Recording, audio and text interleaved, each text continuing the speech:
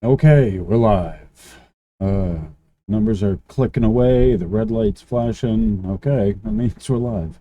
All right. Hello, I'm Verdi Busto, and this is the Schumann Resonance Harmonics channel on YouTube and Facebook. Thank you for being here. If you're new, welcome. Please like, share, comment, and subscribe. If you've been around for a while, please remember to check to make sure you're subscribed and hit the little notification bell. Hit all. Somehow that figures into the long, complicated process of boosting the channels and your algorithm so you see the videos and get the notifications. That's a lot of times why you don't get the notifications is because you haven't hit the bell. Just because you're subscribed doesn't mean that you get the notifications. That's the way it works, right? That's part of making you work for it. It works if you work it. That's, I think, the best way to put it. All right. So, thank you for being here. I appreciate all the comments, the love, the share, um, uh, the um, the people's comments and the chats and all of this. That's what makes it worthwhile. Okay, it is now Sunday, the 11th of July. It's 12:31 a.m. My time, is East Coast, United States. All right. I Relative to what we're doing, I didn't know what better to name this, so misery loves company. You will know it's on the Schumann resonances because I have an image of the Schumann resonance information up there. Otherwise, it probably would not be, given the topics to talk about, I wouldn't be talking about Schumann resonances. So where I'm at in this, I have to, dovetail it into the discussion on the Schumann resonances. And I wasn't really up for this today. I will tell you the truth. If my guides had not helped me, they're giving me crutches. They're literally propping me up. If they weren't doing that, I wouldn't be here to make this video. I assure you that. Um, and so part of what doing these videos is about is it's a covenant, if you will, an agreement with you. How do I put this? That I'm not just providing the information, I'm providing this information relative to my own life. Okay. And I think it's fair to say I don't go into a lot of the health related stuff because I myself don't have a lot of health related stuff like a lot of people. So my perspective isn't as much on the ringing and the vertigo, the ringing and the rolling as, as people are aggrieved by. And there's it's based on our perspective. So, because I've done a lot of the clearing, I'm willing to talk about what it takes to get rid of that, but I'm not I'm not rooted in those discussions because there's a precursor discussion to it that needs to happen that people may or may not be willing to have. Okay. So, um, so on the one hand, deal relative to the physical ailments and stuff, physical, right? I deal with this as a technician from the technical aspect of what electromagnetics do to the crystals. I think that's a fair way to put it. um, so there are some shared experiences that others are having with this that I don't have that are not of necessity Schumann resonance based. Okay, it's fine. Uh, and that sort of lends to part of what is the back of my mind bugging me about this is I'm just coming off of the end of June of having the video on the health related human resonance and the health related topics. And that was a whole bunch of comments that I had to work through, and I'm still kind of recuperating from that, and the comments on that and stuff. And so I've said comments relating to in that video, which is now unlisted by the in the last video talking about Schumann resonances and health related. That took a big kind of chunk out of me. So so that's part of it. Figuring out in there is of the bad information and people diagnosing themselves incorrectly. That's part of, as I'm coming into this here video here, I need to make a video.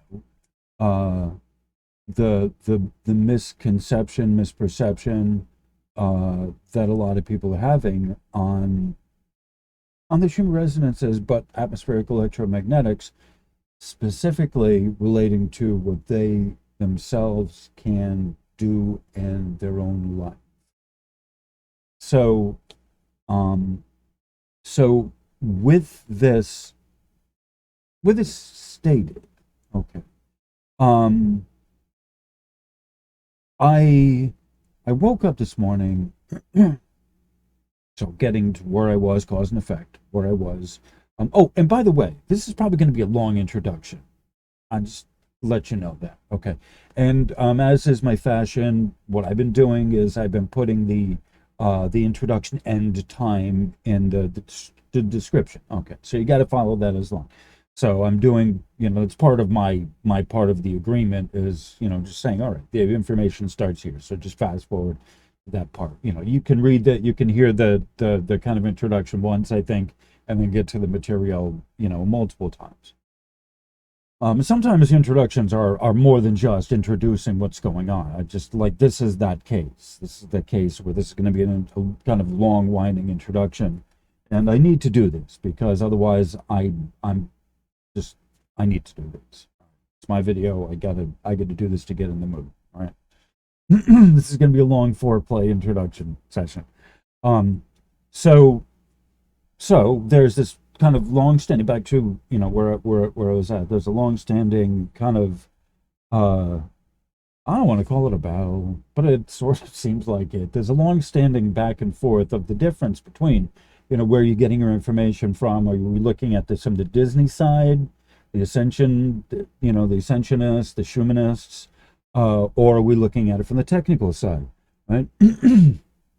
So the relative to the medical part and the technical issue, there's medical stuff that needs to be addressed as a medical stuff, right? Unless you have a witch doctor or a shaman, right? I mean, the options are limited, right? So we move on past. You have to have a regular checkup by whatever your village shaman. Who are you going to, right? God himself? I don't know. Saint Raphael, is Saint Raphael giving you a checkup? I don't know, whatever, but it's part of the process, right? The chain of command, as it were. The escalating in the technical terms, in the technical arena, we call it escalating the request. So on the first level, you check, right? Is the computer plugged in? This is how I process stuff. This is how I know it. So before you can come here and claim it's the tinnitus from the atmospheric electromagnetics, there's a bunch of stuff you need to check off first before you can come into this arena. And I've had just rather heated discussions with people about what the meaning of the intention of that is, of see the doctor first. If you don't have a doctor, if you don't believe in medical science, if you don't want to ever see a doctor, you are fucked. I would just put it that way, right? Because if you're coming here to the engineering and technical side looking for a diagnosis of your problems, and you're not willing to accept that there's other escalations involved in it, the technician tells you that you need to check things first, right? Is it plugged in? Right? Your machine, right? You're coming to a technician here. 30 years of diagnosing problems. Do you know how many computers don't work because people don't know how to plug it into the wall? or don't know where the on-off switch, the proper on-off switch is. There's one on the front, but there's also one on the power supplies. There's two power switches that are involved. Did you check them both? And on top of it, there used to be a reset switch. So that's 3 switches involved. Are you hitting the reset instead of the power switch?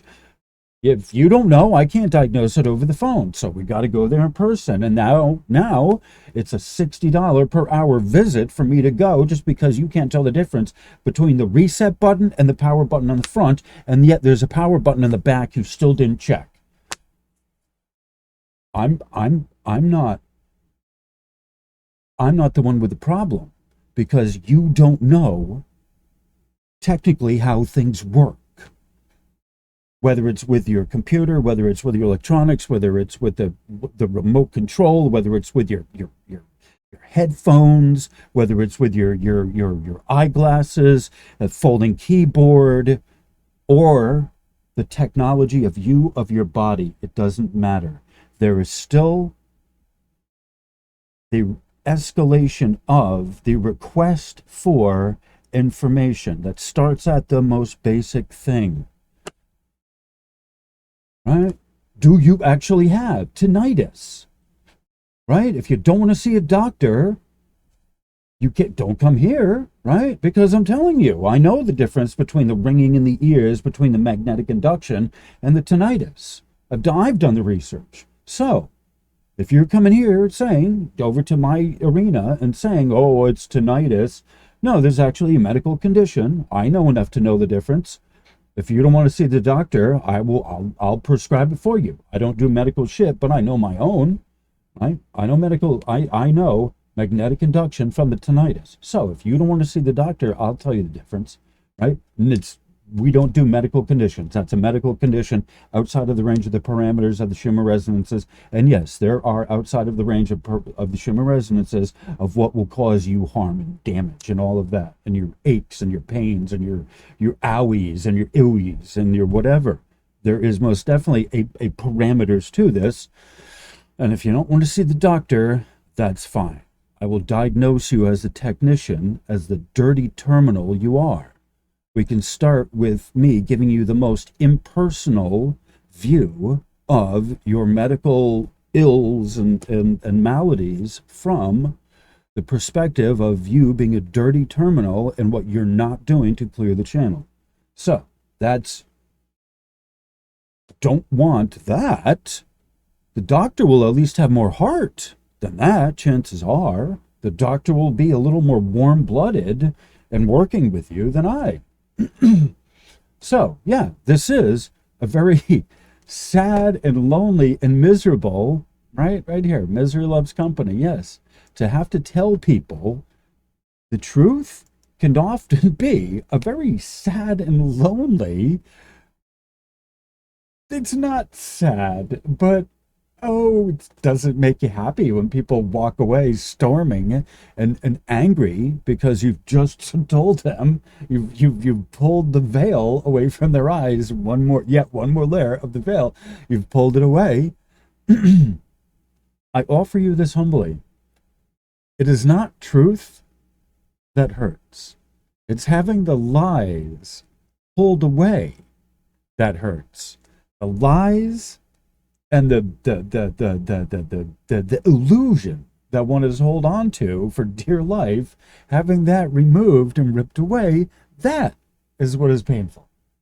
I humbly offer this to you. You know, if you have truth is healing. You know, the truth will set you free. The truth is not painful. It's having the lies removed, that especially if you've used them for a crutch. And especially where one has depended on the lies to help prop up other lies that maybe didn't seem so bad next to this bigger lie that some may or may not be yours. Generally, lies that big involve 2 people. And for the most part, most of our lies involve more than just us.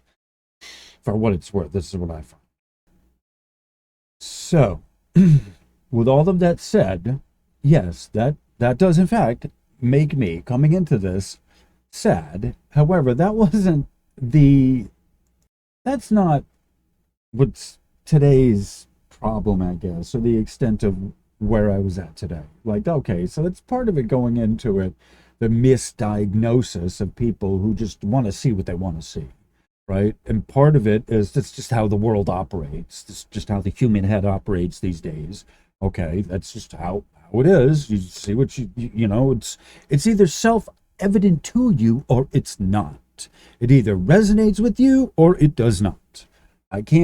Maybe I can bring you to water. I can't make you drink. You have to know water is for drinking. And if you don't trust that the water is good, clean drinking water, you are not going to drink. Yeah, it's that simple. Uh, and that's part of what is has been the problem of this is, you know, in my discussion and the escalation of the request, the so-called process of the escalation of the request of going to the next tech level of clearing out the most basic level. Is the machine plugged in? Right? Okay.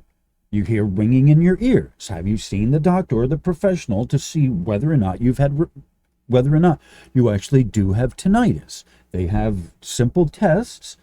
Go and see the doctor first. If you don't want to do that, if you don't feel comfortable, that's fine.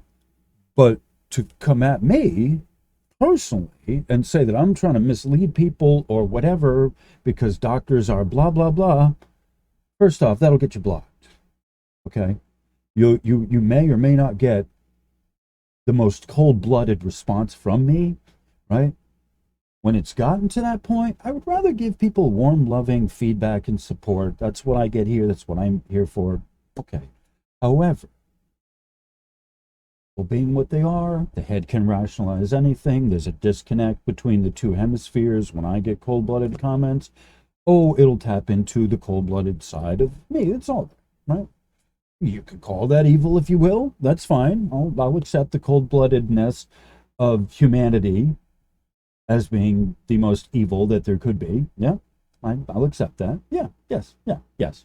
I'll take responsibility for my little portion of the evil. If I've been presented with that opportunity where the cold-blooded response is necessary, yes, you will get that. I'm the same human as the next of everyone else. So please, I'd rather not go there. I just want everyone individually as a person, an equal person, right? Everyone is the next person coming up, right? Everyone gets the chance individually from me, right? Everyone gets one chance to kind of be who you are. And if that's where you're at, then you'll get what you get. That's what I said. I'm not a saint. I'm a technician. I'm a technician. I've worked in warehouses. I've worked on the boats. I've worked in the factories. I worked with heavy machinery. I work. I'm a hands-on person. Right? I'm not a saint. So, please, I'm working toward giving this from the technical aspect and not as a medical person that cares about you and your health. There's a lot of responsibility that a person has to have coming into this, first and foremost, of themselves, in order to be able to really start pinpointing where the problems are. And especially when people have a lot of electromagnetics that are unshielded around them, around us, then this is the first most important thing that needs to be addressed.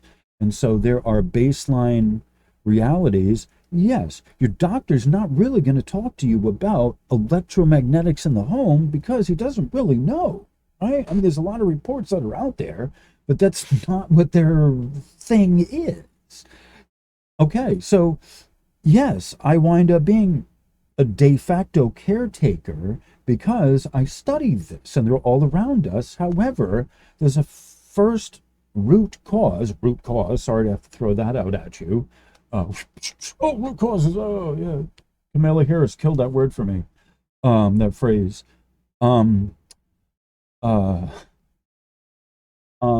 so So at its base level, at the technical engineering level, you need to address the physicality of the, plugged into the wall, and make sure everything is all, you know, kind of properly grounded, right? So when you have the electronics around you that are unshielded, this is part of the problem that people have in the proper place of the atmospheric electromagnetics around us. All right.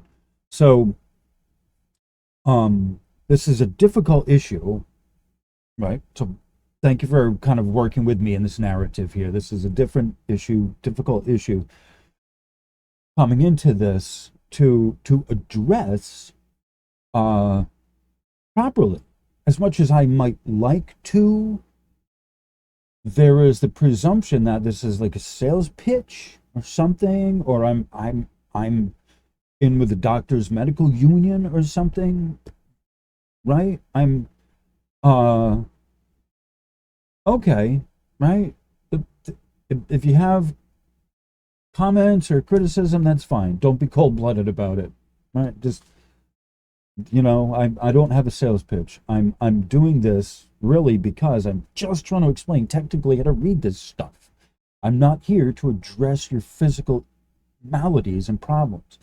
And so I'm giving, yes, I am giving you information on the research on, that the Schumann resonances do have an effect on your physical health. But in the last particular video I was talking about, it was also solar and geomagnetic, which is also a different thing. It's a different set of conditions because it's stronger. When we get geomagnetic storms and stuff, there's a higher strength of energy coming at us, and that means that stuff from the higher upper atmosphere comes squashing down to us that we don't see as often. Right? That usually it's up there, it comes down here, right? It's, it creates conditions to us in addition to the other stuff, the UVC, the different UVs that the sun brings with it. So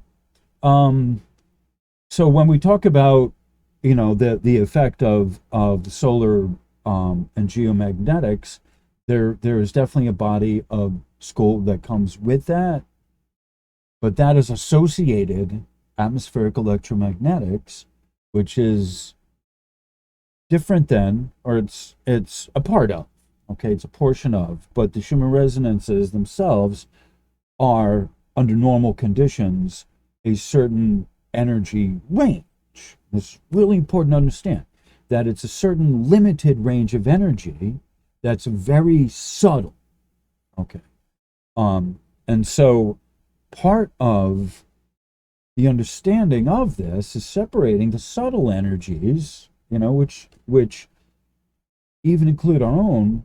We have subtle energies, part of our complex, our spirit, body, mind matrix complex has different subtle bodies to them of different densities. Okay, so Schumann resonances do have an effect on this. Yes, they're very subtle. Yes, okay.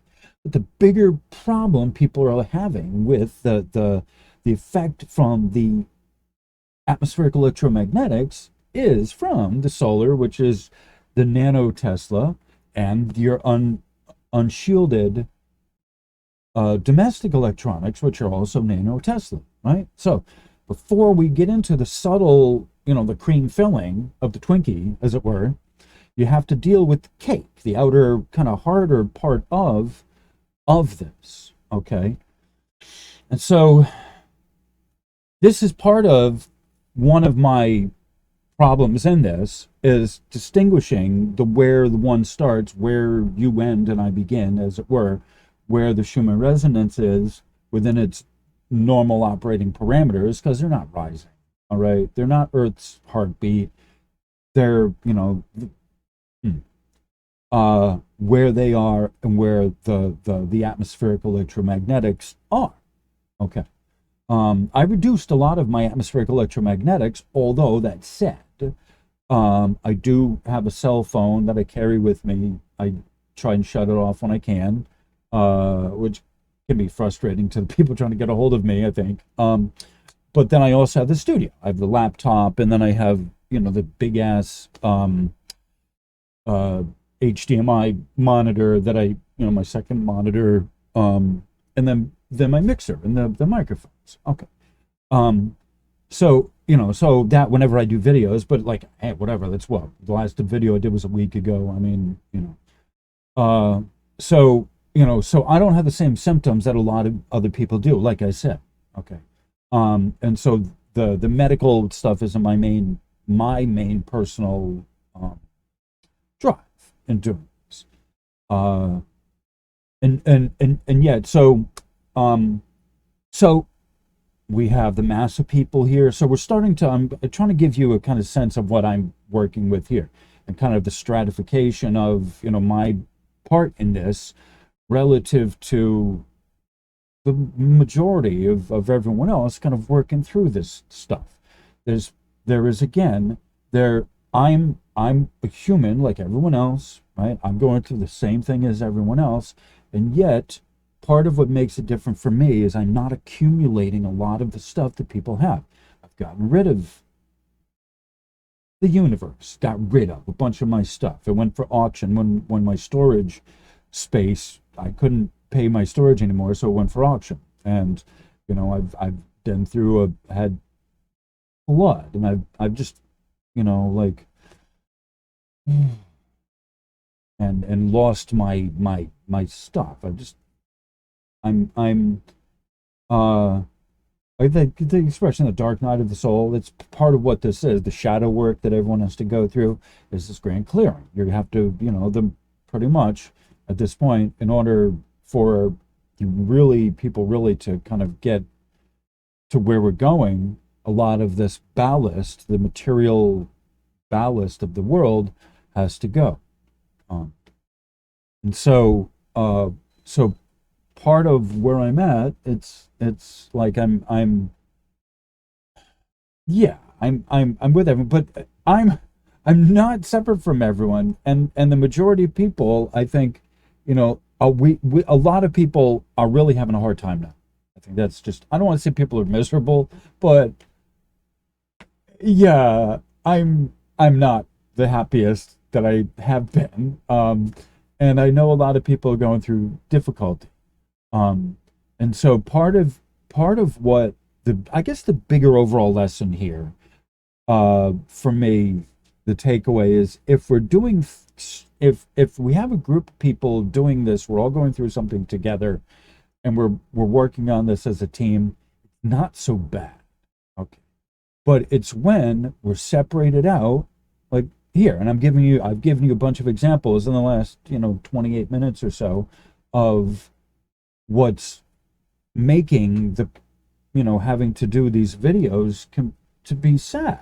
We're having to present the materials can be sad for me. It can be lonely and miserable in doing this, even though my guides told me, you don't hold yourself to the end result.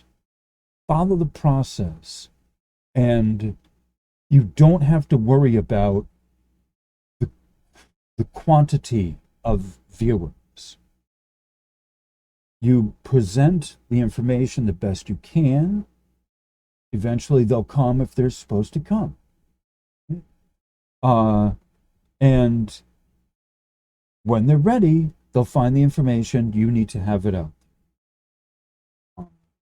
And yeah, there's a lot of bad information out there, but that's why I'm here doing this, to help point people in the direction of good information and what they're looking at based on the technical aspect. And a lot of people come into this technically asking, well, how does this work? And that's my goal, and my role in this is to explain to people technically how it works. And part of sticking with the process is that you don't get sidetracked by bad comments. Don't lose focus. That's really important, right? Do resolve the comments how you have to in that video, resolve that how best you can, and then move on. So so a lot of the issues of separation here that have been, you know, the in the basics and presenting the basics, I'm working through. They're getting resolved as I'm doing things. Okay, I can't say they're resolved. I can't say that I've came to some epiphany and that's why I'm here. This is ongoing. This is every day. This is every single video.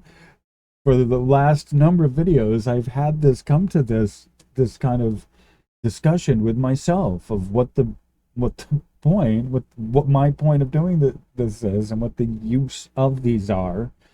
And this is where I come into this today with the same type of same type of mindset coming into this, which I'm working through. That it's not a futile effort to make things. We're not looking for popularity in doing these. The videos aren't monetized. They're not going to be broadcasting them. They're not pushing them out there. These aren't for the mainstream. These really are not for the mainstream. You know, even though they should be. They're meant to be. They're meant to be as simple as I can make them. They're not going to be. My videos are not going to be for the masses and the majority of people. No matter how many people are looking for the truth on the Schumann resonances, the at least in the Facebook realm and in the YouTube. Okay, I could go more and more. I've done enough research to know what's, the social media, what's out there. Okay, but just sticking with, there's a lot of hocus pocus in this. There's a lot of mumbo jumbo. There's a lot of rhetoric. There's a lot of bad information out there, intended with the purpose to trip people up, because this is just part of the whole overall weft and weave of society, of all technical information. It's not just exclusively about the Schumann resonance. It's about a lot of the data of what we get and where we get being confused, and us getting multiple misinformations on what's happening. And I'm not going to go into why. I'm not going to go into that part of it, but there's definitely a war for the mind of the humans, the mind and the spirit, right? Because whither the mind goes, the spirit follows, essentially, in human form. So a huge portion of this is for control of your thoughts and your thinking and your thought forms and your ability to put stuff together. So I'm here to technically, I'm rambling a little bit. I know that. I understand that. I have a script. I'm trying to lead up to this. Thank you all for being here. My part in this is to technically explain to people how this works so that you have a good, solid narrative of this, rather than, trying to figure out what's going on based on the mumbo jumbo that's out there of the people and the unsecured learning, trying to figure out the Schumann resonances. And if you look at enough of the Facebook groups, you see they don't have any information of how to actually read the Schumann resonances. It's that far off that they might post the chart of the Schumann but there's a whole bunch of other stuff that's not even related, and why, I don't know why they should have made such an attack, such a personalized, the powers that be, uh, that's whoever, whatever is making the plan for figuring this shit out, why he would single out, he, she, it would single out the Schumann resonances for such a dump of misinformation. If there isn't something there for people to know, right? It seems something on the surface, that's one thing, and maybe it is just because it is so much of an subtle thing that it is able to be co-opted. I don't know. Right? Maybe it is because it is so mysterious that it's easy to pick on. Schumann isn't here himself to defend his chart, right? There's a breakdown of the part of it, as well as there's a breakdown of science. There's a breakdown of technical, taught in the schools, at least here in the West, like this, what's happening, identity, politics and all of this stuff takes much more precedence over technically figuring out how to figure your checkbook out. Okay. It's neither here nor there. So that's why I'm here, technically, to help people figure this out, and why it's a lonely type of job, because I am kind of alone in being the person that knows how to do this, and I'm the one that's supposed to be able to help you figure out how to do this, and that's where my part comes in. That regardless of how much disinformation is out there, I need to provide the correct information, not worry about the quantity of people that are benefiting, right? That is why I have the 10, the terrific 10. And there's at least 10 people who benefited, but I have to remember the 10. There's 10 of you who are watching, who make it worthwhile to keep doing this in the world where everyone wants to just mangle it to fit how they want it to be, because of course science has been co-opted, and that's not far from the truth, right? You're misunderstanding technology from science. Science is just a process, but the scientists haven't done themselves any favors. Quite honestly, they have done enough fuckery that like they've kind of made their beds. And I would like to say, well, science, but it's it's the pursuit of money. It's like everything else. That once you need to insert money into the works, you've corrupted it. I don't know what to tell you, right? I'm certainly not blind to the maladies of science and medical science and all of shit. I'm not looking at them as gods. I'm looking at them very realistically and very, very rationally and very realistically. However, don't get it twisted, right? Science itself is still a process. It is still a process. You can't get in there and try and mangle whatever and take away the core of what it is, when it is, true in its process. It's a process of trial and error, of observation, right? Of measuring out your data and recording it and trying a little different and trying a little that. The scientific method, right? That is basically science. There's other things that are involved in it now. There's model making and blah, blah, blah, blah, blah. There's a dishonesty that comes with, quite honestly, it comes with Aronmix, who's the demon in charge of the technology, right? I'll just say it out, okay? Just say it out. It's not Lucifer. Lucifer is the one in charge of the heart. Aronmix is the one who's in charge of the unfeeling part of the brain, the science and logic part of the brain that has no feelings, right? So you gotta, these bastards are very, very, they're very sneaky. You gotta know them by name and know what their parameters are. That's part of the world of forms. There's undifferentiated energy. That's different. We're here in a world of forms.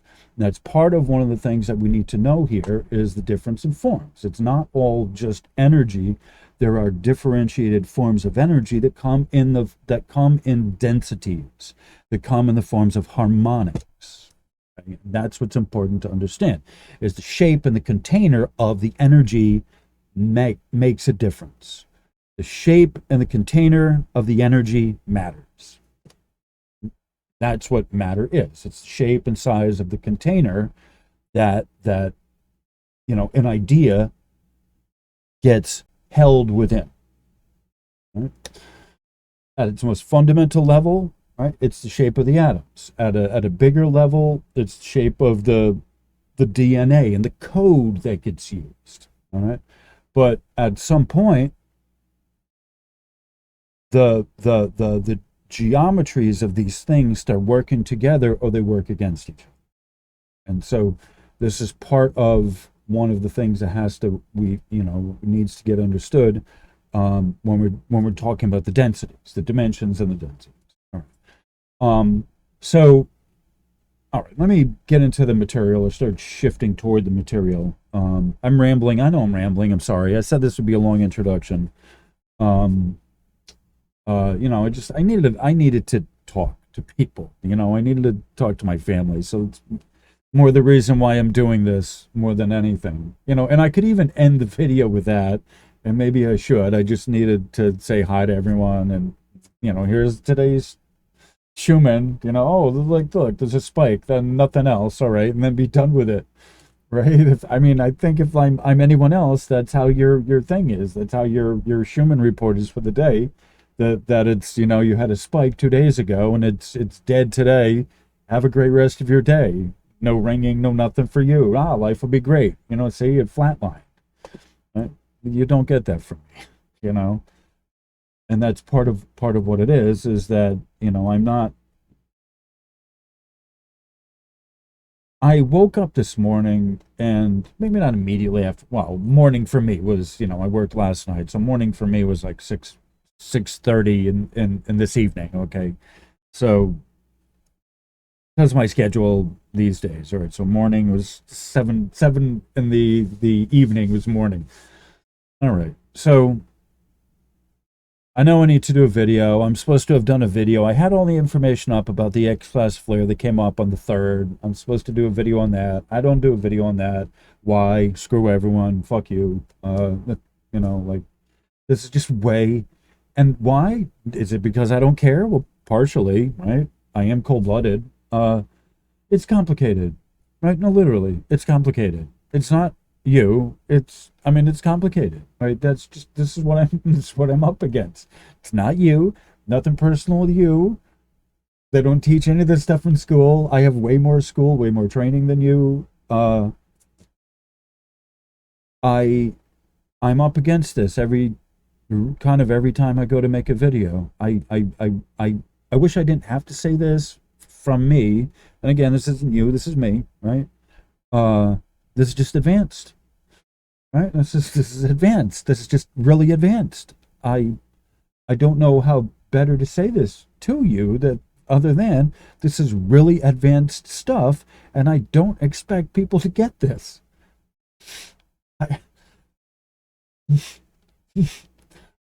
I say that lovingly from my heart, but that's what makes this, for me, kind of sad. It is that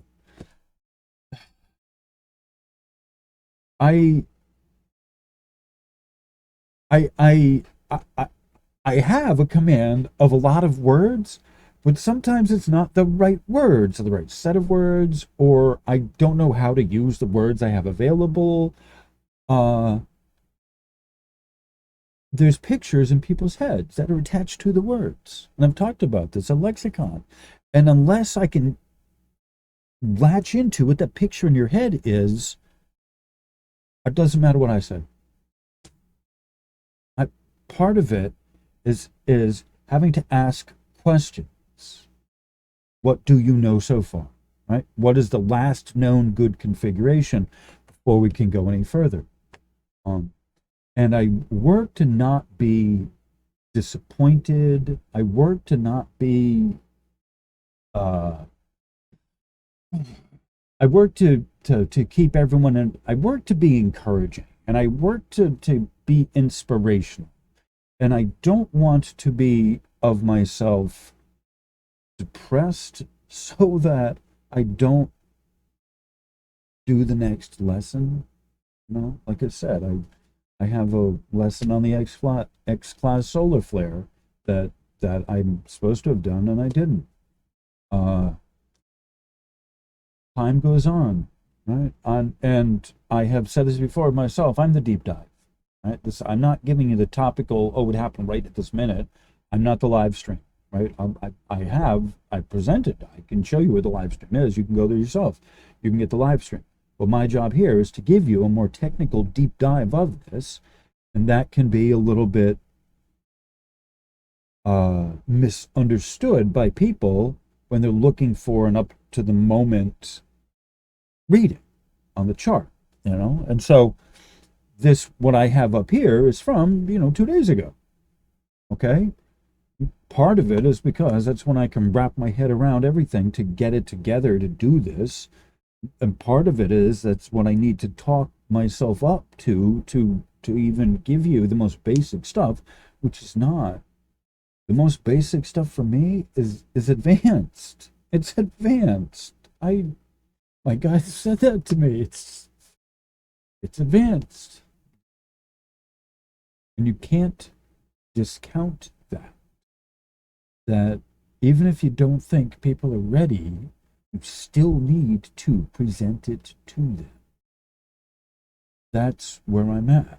That's what part of my contract, it's what part of my obligation is in doing this, that I'm not allowed to let this sadness and depression or loneliness from the isolation from the rest of you, the rest of everyone else, get in my way. I have a job, I have a mission, and you have to present the information, because those thoughts that people aren't going to get it, those are not coming from you. God said they're they're projected into your head by whatever. Don't even need to know why, but they're not from your head. Started out incarnated here wanting to help. That's how I have remained. So it's part of what this is me presenting this to you, and if need be, doing an introduction on why I'm having a hard time. It's not the first time I've done one of these videos to explain that, half the video is explaining I'm really having a difficulty in this. And there are people that do care. That simple. All right. So I'm at 48 minutes. I talked a lot of kind of what's going on here in the kind of what's going on here. But I'm going to kind of read through the introduction. I guess this was the preface to the introduction. That I'm going to read, and then I'm going to find some music. What I need to do right now is I need to run to the store. It's like 1:20 in the morning. I need to run to the store before they close. I need to get some ice cream, because ice cream will always make you feel better if you're feeling a little low or sad. I think in the meantime, I'm going to play some music. I'm going to find an Aronmix and go to the store, and then wherever pointed it's at, I'll come back and I'll start talking. So on that cheery note, let me find something. Okay, all right, I think I found something. This is 7th of February 2020. So this was early last year. God, time's flied. It's almost a year old, over a year old.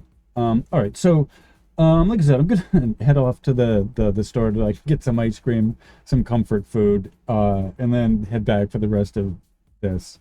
I will see you on the flip side, and it's a good time to get your own ice cream, get a coffee, have a cigarette, light a bong, get medicated, whatever. All right, so I'll see you shortly. Thank you very much for being here.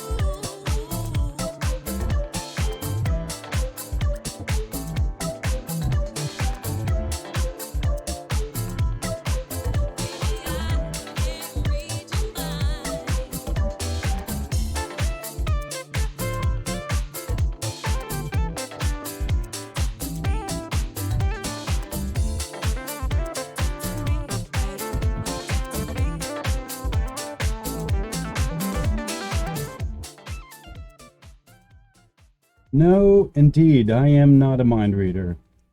And I think that's a good, how do I say this? That's probably a good thing to remember dealing with people, that they're not mind readers either.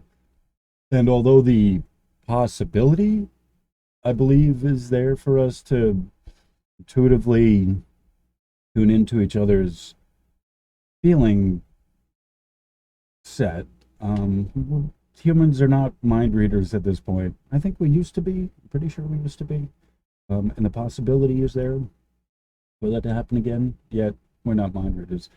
And part of the problem, I think, in my humble view, it gets back to the kind of lesson at hand, is that part of the reason that we can be sad is because we're not able to tell people how we feel or what we think, or even if it's in a good-hearted kind of way, a warm-blooded kind of way, we're not given that opportunity or the ability. Sometimes it's difficult to find the right words to talk to people about, what where we're at with stuff. And so this kind of was part of the reason why I was told that I needed to do this, and you need to talk to people, because you're not the only one having, issues of sorrow and sadness, and you're not the only one who's miserable. And I'm reminded there's people that are living worse than me. I have a roof over my head. I have a job that puts a roof over my head. Such as it is, I need a different situation in life, a different job with a different roof over my head. This is where you all come in. I have the donation bin out there for that. But, the ultimately, I depend on my higher power to help me. And I think in the right time at the right place, I'll have my mobile home and be out there on the Schumann Resonance Ministries. But in the meantime, this is where I'm at, and this is one of the reasons why I'm kind of miserable, is the job and the living situation that I'm in, for a number of reasons. So, because I'm not able to change the situation right now, got to be proactive. Got to put this out there. Got to talk about it. Like that's part of what this contract, this covenant is with you. That on the one hand, you are there, and you need knowledge that I have to help you with your daily life. On the other hand, you have your input into this, what I'm doing, that makes it worth doing this, if you will. And part of one of the things is that I have, I have my own stuff I'm going through, and how does that relate to the, our lesson? How is that, in tune with our mission? And it may just be that I'm not feeling the mission, and I need support to help me to be here, to want to do this. And I think it's within fair territory to say I'm not feeling up to doing this, but I'm here because I need to. And it's important for people to be honest when they're faced with that. And so that's where I'm at now. So all right, so 127, 128. Introduction. Clearing out the sadness. All right, let me actually hold on. So our this is the website. This is my website. Yeah, and I should be happy to have a website. It's working well. They just pulled $42. The Wix people pulled $42 out of my checking account the last week, and that came as a surprise. So like, yeah, all right, I should be happy that my website is up and running. All right. There's two sides of the coin. Yeah, there's me being miserable, and there's, all right, what am I miserable about that I need to have an attitude adjustment? All right. So another way to put this is clearing out the sadness. I didn't know what better title to put. I'm kind of, I just woke up feeling miserable. Sort of the conundrum that I woke up with was I'm feeling miserable, uh, and part of it is for the fact of, here I'm in this job here. I'm supposed to be presenting this to you, and it's just the material is too complicated. All right, so this is my problem going into this. That and how do I know it's complicated for you? Because it's complicated for me, and it really is. Just my guides. It's one of the things that came to me when I was face to face with the kind of seemingly impenetrable wall of how to present the basics to you in an understandable manner. What the fuck do I do? What's going on? Please help me. I ask, because I always ask. And that's what they said to me. That it's not that it isn't potentially, you couldn't potentially get it, but there's a steep learning curve. And it is so complicated. And they told that to me more as a warning on my part. That this is why people are not getting a lot out of it as you think they should be, or as long as certain people have been exposed to the material, that I believe that they should be further along with their understanding of what's going on. And it's my struggle with the words that I am using to present the concepts. Because every day we have a new teaching tool that comes out, right? A new visual aid. We have our spectrogram and the dependency. So every day there's another lesson on how to read this. It doesn't go away. It's still there. It's a live stream. And even if there's a data void, that's another discussion altogether that still relates to what's happening. And it's the atmospheric electromagnetics are tough enough. This is on top of it. This is in addition to, or the spectrogram is in addition to the atmospheric electromagnetics. So there's the difficult part enough of the atmospheric electromagnetics, including the Schumann resonances, right? The whole process is pretty complicated. The Schumann resonances subset of that is pretty complicated. And then on top of it, there's how they measure it. So it's easy, it may or may not be easy enough to explain the actual phenomena of the atmospheric electromagnetics without having a visual guide. But given the visual guide that explains, you're able to explain it a little better on the one side, yet on the other side, now you have another problem of trying to explain what that is relative to the actual phenomena that's happening. If that makes sense. They both support each other, but like one, it makes it easier for you to see, oh, you have a visual aid. All right, I understand that. However, the trade-off is, what are you actually looking at? And you have to know there's four parts to it. Four parts to it. Oop, yep, 4 parts to it. That's other than, or that is, I should say, that is including the spectrogram. So there's a spectrogram and 3 other parts that go with it. All right. So, so this is how I woke up. This is how I came into this morning. Again, it's 7 o'clock this evening, this morning, just feeling miserable about, having to, sort of bad about missing the, doing, I can still do it. The information is there or whatever, but, time moves on. So I still got to do another one because this is an interesting pattern. Right, this is an interesting pattern, and there's things in this that are making it interesting. If I ever get to this, so that's part of one of the things of this. Part of the reasons why, I am addressing today's reading through the lens of sadness, and the need of having to clear out the sadness and the lower resonances of my person, right? I can't. That's where a lot of people are at. It's not just me, and I know this about myself. That there's days I refuse to work.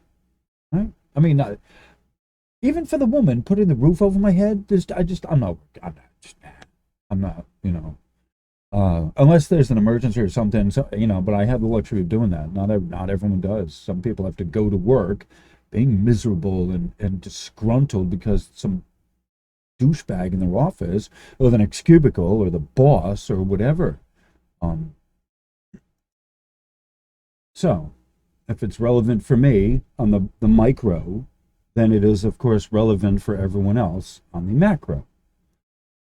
In some ways I'm different, but in other ways I'm no different from everyone else. So if I'm having stuff going on, that means equally everyone else is. And so that it's from that lens that I need to address my issues before I can get to the good, solid part of the lesson.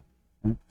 And so on that note, I think I thank you for sticking with me in this rambling introduction as I'm working out my issues with you. Thank you.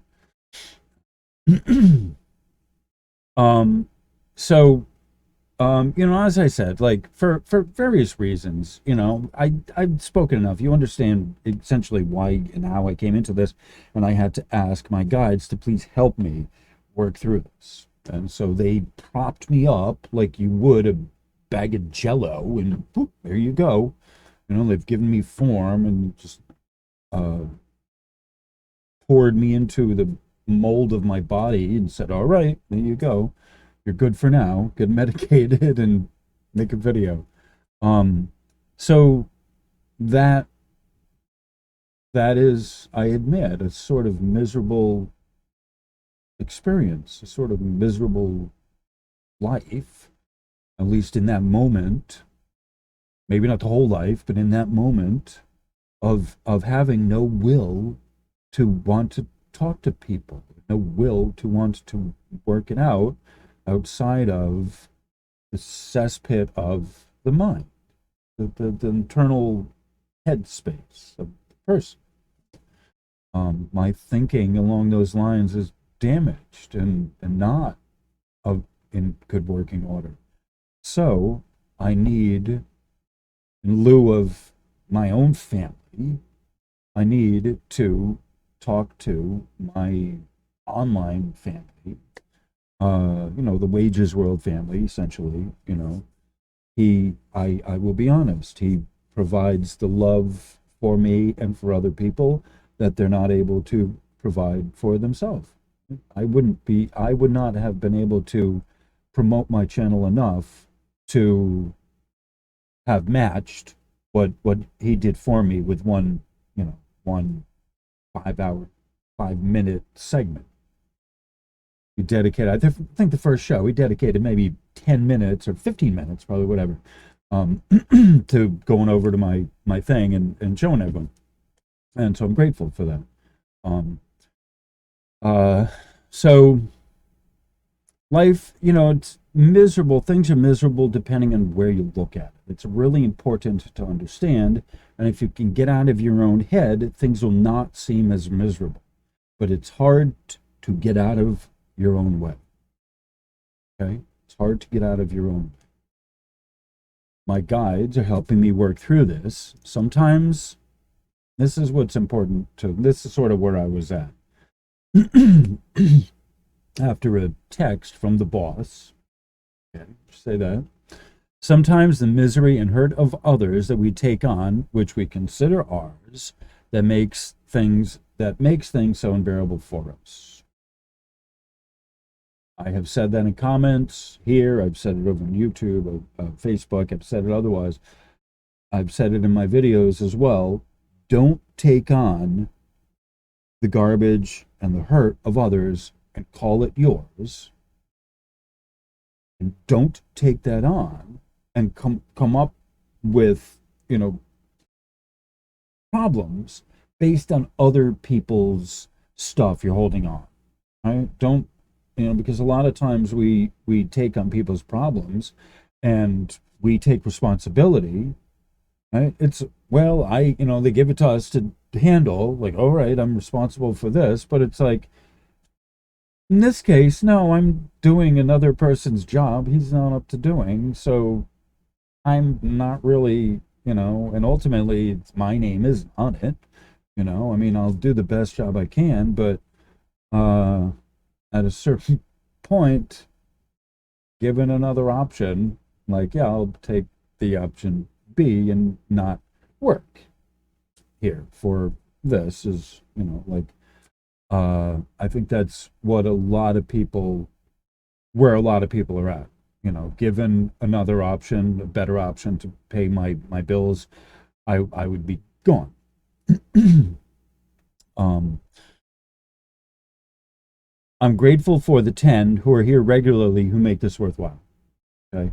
And so the same sort of applies with the Schumann resonances, even though that this, I'm not making money on this either. Okay.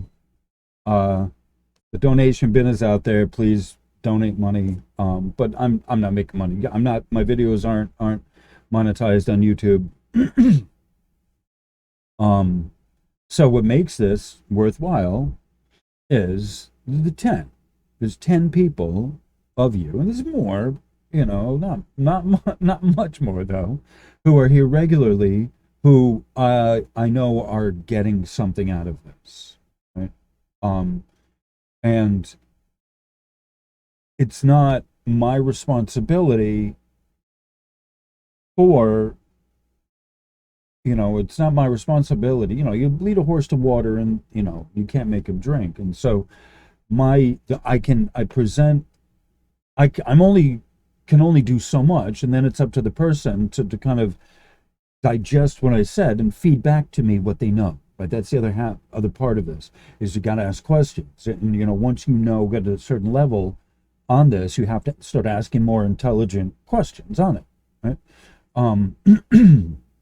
And so this is where I'm at with the 10, that they're asking me a little higher level questions based on what we've been through. All right. So this is what's making it worthwhile for me to do this. And I'm grateful when I hear comments from people, even the people who aren't in the the so-called 10, who get back to me and talk to me in the comments and say thank you and what they've gotten out of it. Not just thank you, but specifically what they've got out of it. I appreciate thank you. At least that's something, like thank you for saying thank you. I appreciate that. But what really makes it worthwhile is when people are really starting to open up and start asking more deeper questions. I think that shows that they're getting it. That's what makes it worthwhile to me, right? Otherwise, it's a matter of me hands off of what anyone hands off. It doesn't matter what anyone got, But ultimately, I need to know: are you getting the material? Are the words making sense to you? Like, that's what most of all I need to know from this is what I'm saying making sense to you? Can you get something out of this? It's extremely complicated, and even the basic stuff is advanced. And so it's part of one of the things, how well have I taken the really advanced shit and brought it down to a fifth grader level? I mean, essentially, that's what I'm looking for. Are you smarter than a fifth grader? Actually, no. I'm maybe the fourth grade level. I don't know, that show that, are you smarter than a fifth grader? Some of the questions they asked, like, wow, like, yeah, did I don't recall learning that in fifth grade. I recall learning that like in college, and I don't recall ever learning that. Like, anyway. So anyway, that's kind of what we're doing here. What I'm looking here is to get this as accessible to people as possible. And that's one of the kind of divisions on my part of where I fail this, is I'm not able to connect through words the same way that other people can. And the subject matter is very technical, and it's not a personable kind of thing. And the way that people personalize this is through the medical problems. Otherwise, this is just very technical, and it's not personable, and there's no way people can link in there. Their thought forms in here. And so I have to keep this at the most basic level and provide pictures to people. This is part of what the known and the unknowable is. Okay, what is over people's heads, and what you can legitimately learn. Right? This is really important to kind of understand, is that even if you have the knowledge, what do you do with it? What can you do? And especially, whereas again, where people are coming here with an assumed understanding of how they believe something to work, the Schumann resonances, and they try to pin a spike or something, to pin a headache on a spike or something. And people love to tell me, oh, it lines up. Well, okay, but not everyone is getting the same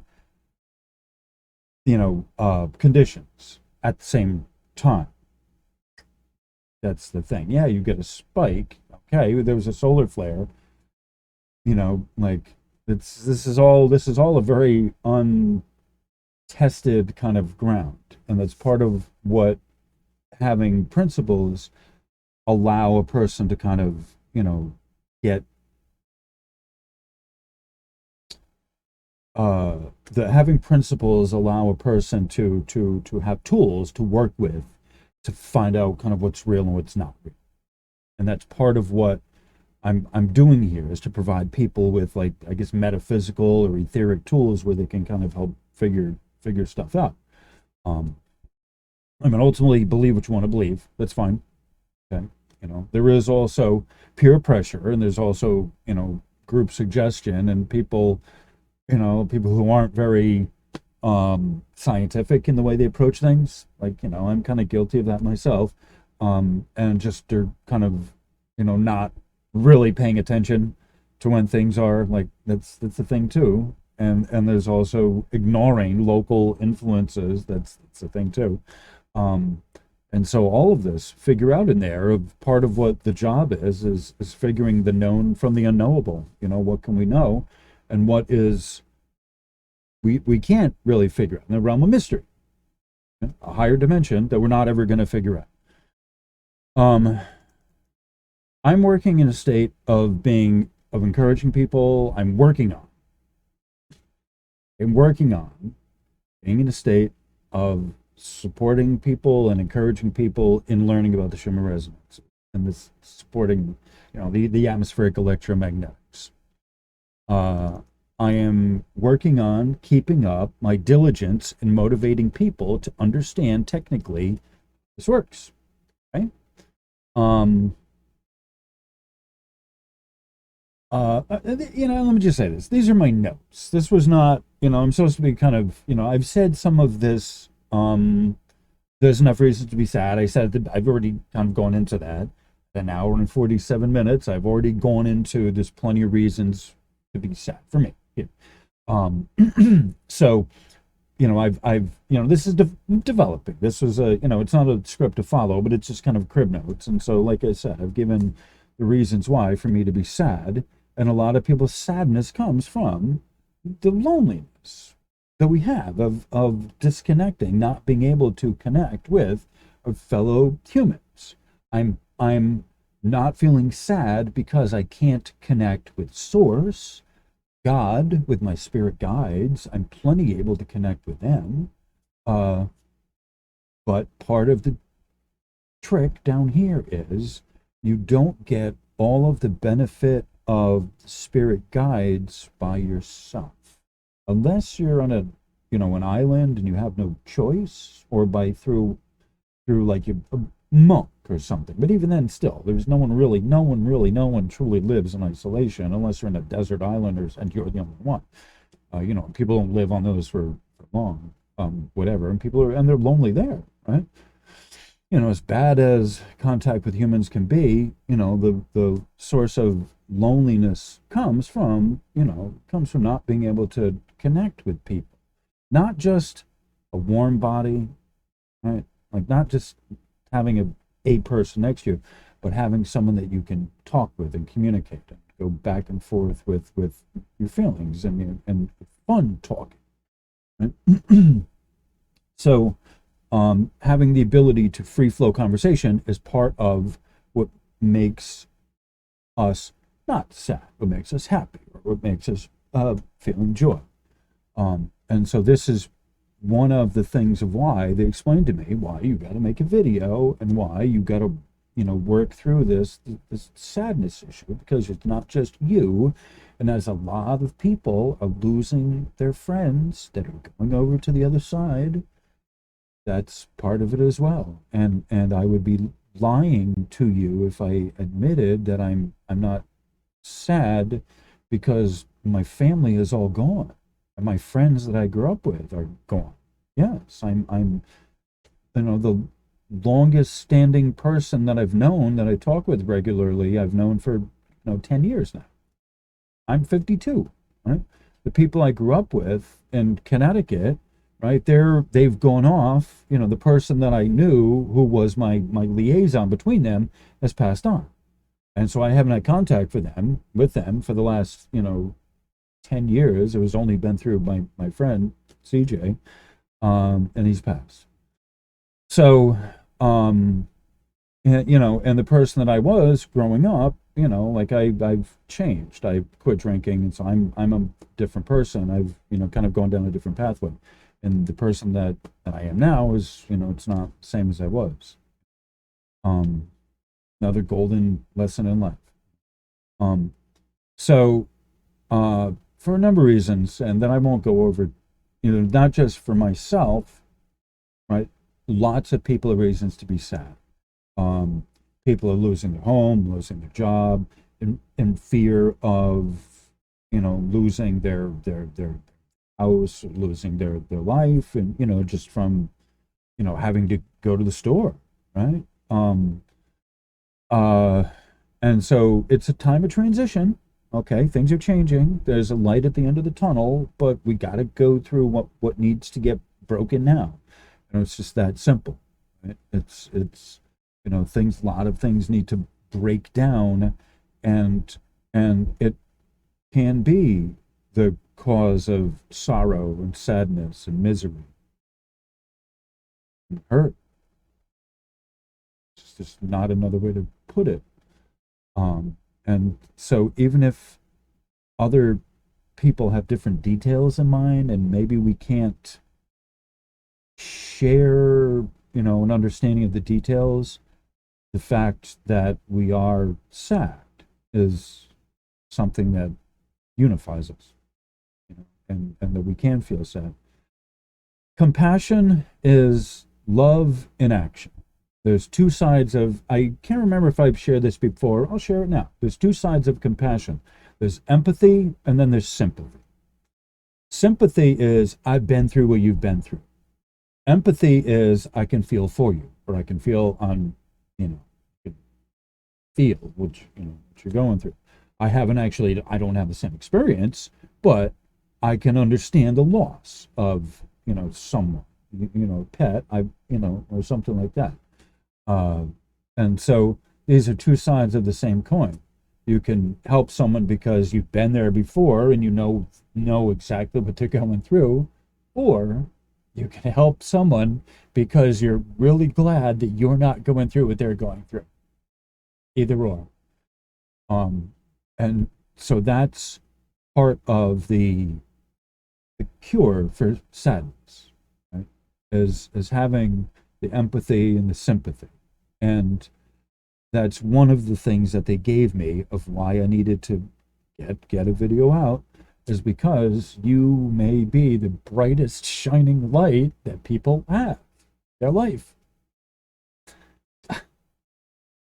There's a lot of negativity, a lot of people trying to drag you down, a lot of stuff going on, and that's not why I'm here. That's not what I'm doing. That's not what my job is. That's not what we're here for, right? I don't have anything to sell you.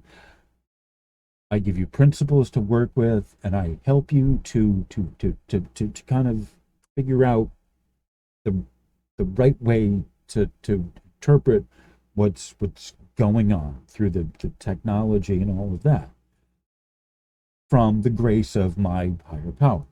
Okay, so part of me moving through the sadness is having compassion and having empathy or sympathy for the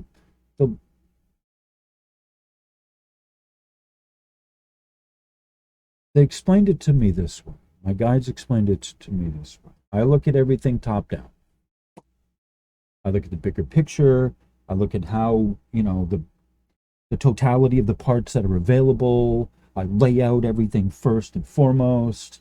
When I'm doing a jigsaw puzzle, I figure out where the edges are. Here's a corner piece. Then we can start, kind of then, right? It's, I think as a technician, that's how I think, top down, looking at everything, the knowledge. I ask for assistance from my guides, top down, boom, right? That's fine. But that's where my frustration is that no one's come up to see me, and they're not at that level yet. And I need to look at it from the bottom up. As the person who is just today learning this for the first time, and as if I don't know anything about the subject, right? And reaching up. All right.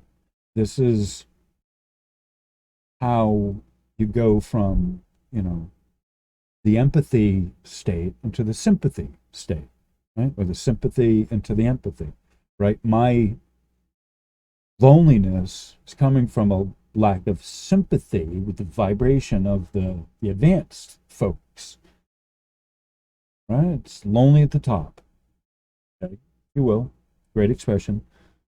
So how do I level myself so I'm not feeling so sad and lonely? So you gotta come off the top. You gotta meet people at the bottom. Okay. Right? You've got to be a worker among worker. Worker, how's that expression? A worker among workers, partner among partners, a fellow among fellows. Right? You've got to be there. You got to be present. You got to be one of everyone else. That's how it happens. That's how you move from the sympathy. You level up, right? Like a seesaw. I'm. Where's mine? Where's yours? Where's where the rest of everyone else? You got to meet them. Right? Be with one of them, and you'll have yours. It's what the principle is that they've given to me, right? So, how do you work through this? How do we work through this? Okay, there is plenty enough reasons to be sad. Here we go. Just giving you a bunch of them. All right. Working through my sadness these days. Mostly, it's the sadness of having to be here. This form, the form of isolation. I don't know how to better to put it to you than human form with the ego on the forefront and all of everything is the toughest place to have to live. The human ego is the existence of the absence of God. It can be, sure, if you let it, but otherwise, human ego is God. And you can act on behalf of a good, kind God, a warm-blooded God, or you can act on behalf of a cold-blooded God. There's the warm-hearted God, and then there's the cold-blooded God. So either one of those, it's up for me to represent the best way I can. And that's what, and it is within that spirit is what I want the video to represent. And of course, I am grateful for the opportunity to be able to serve in that capacity. I don't have, for my own life, I've shared this before, I don't have the same material attachments. I live in a, storage basically, storage closet that's converted to a living space. I don't have the same material. I don't have a family. I don't have like much of my, stuff that I had coming into Providence now gone to auction. Um, I have an occupation, a job that keeps a roof over my head and a phone, but I still need to get groceries, and I still have people who I care about, and that would be the 10 of you, the wonderful 10 who are here to watch, who come here every day to kind of, when I post a video, who are here pretty much regularly, who at least comment. Thank you. And if I haven't been around for a while, there's those of you who come over and say, oh, just checking to see if you get a pulse, how you doing? And so, the universe finds a way. That's a principle. God, the intelligent God of the universe finds a way. If you let it happen. My life is no different from most people. They're living day to day. Okay? As far as monetary, physical, material, responsibilities, I'm living day to day, basically to make my ends meet. The main thing that in life that's most significant is the fact that everything's breaking down. At this point, it's breaking down. It's coming to an end. It's all breaking down, either whatever, through one reason or another. This includes many people's ability to process new data, as well as a majority of people who are now having to be in touch with their physical person in a way as never before, and taking care of their health. Like people who you hadn't thought of before is now taking care of their health, and like these kind of things. So, like the virus and these kind of people's immunity system. These are things that we're addressing we haven't addressed before.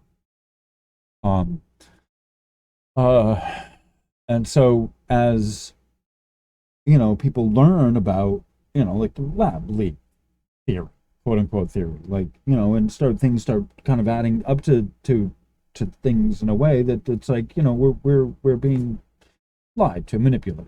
I'll just say that. Right. And so that's part of what the awakening is not just a mental awakening. It's the physical part of your body. You listening to and addressing your body as more than just a meat suit. I've used that expression before, but it's an intelligent instrument. It's part of what it is, that we need to listen to the body to tell us certain things that are going on, that we need to listen to, that the body itself is an intelligent creature and it knows better than the mind does.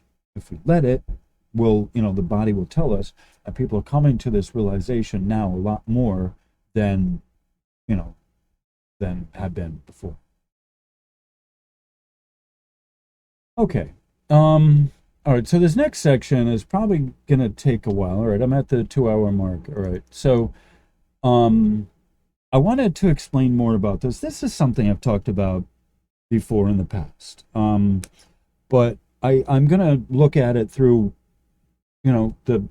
where my guides have taken us here today. And so this is an ongoing discussion about rust as a spiritual principle. I've talked about getting rid of the ballast, the rusty, the musty, the dusty. All right. So before we go into that, what I'm going to do is take a break. I didn't finish my ice cream, and before it's all melted, I have it kind of under a little protective sealed enclosure. So I'm going to play, some Aronmix before I move on to the next section. And I'm still in the introduction. I haven't gotten to the actual material yet. Um, so I'm gonna play a little Aronmix right now, and we'll we'll meet up on the other side of this, I think.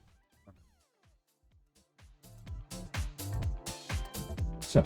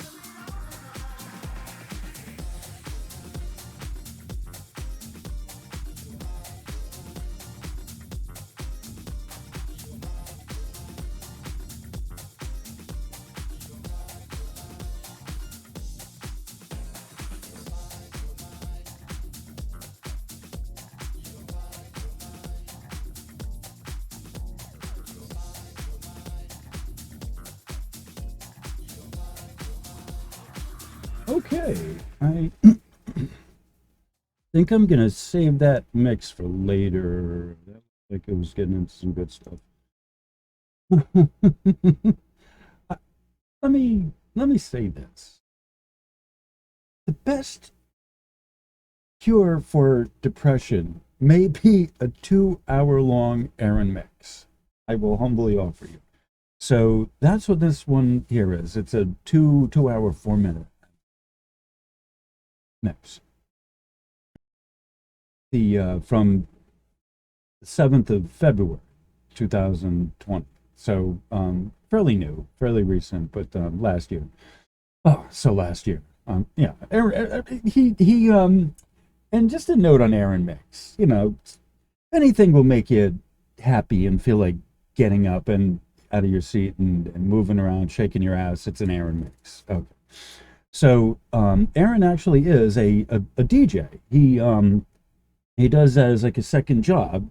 I've been out there at gigs he's played, and he has official DJ equipment, and so he has as part of his DJ package.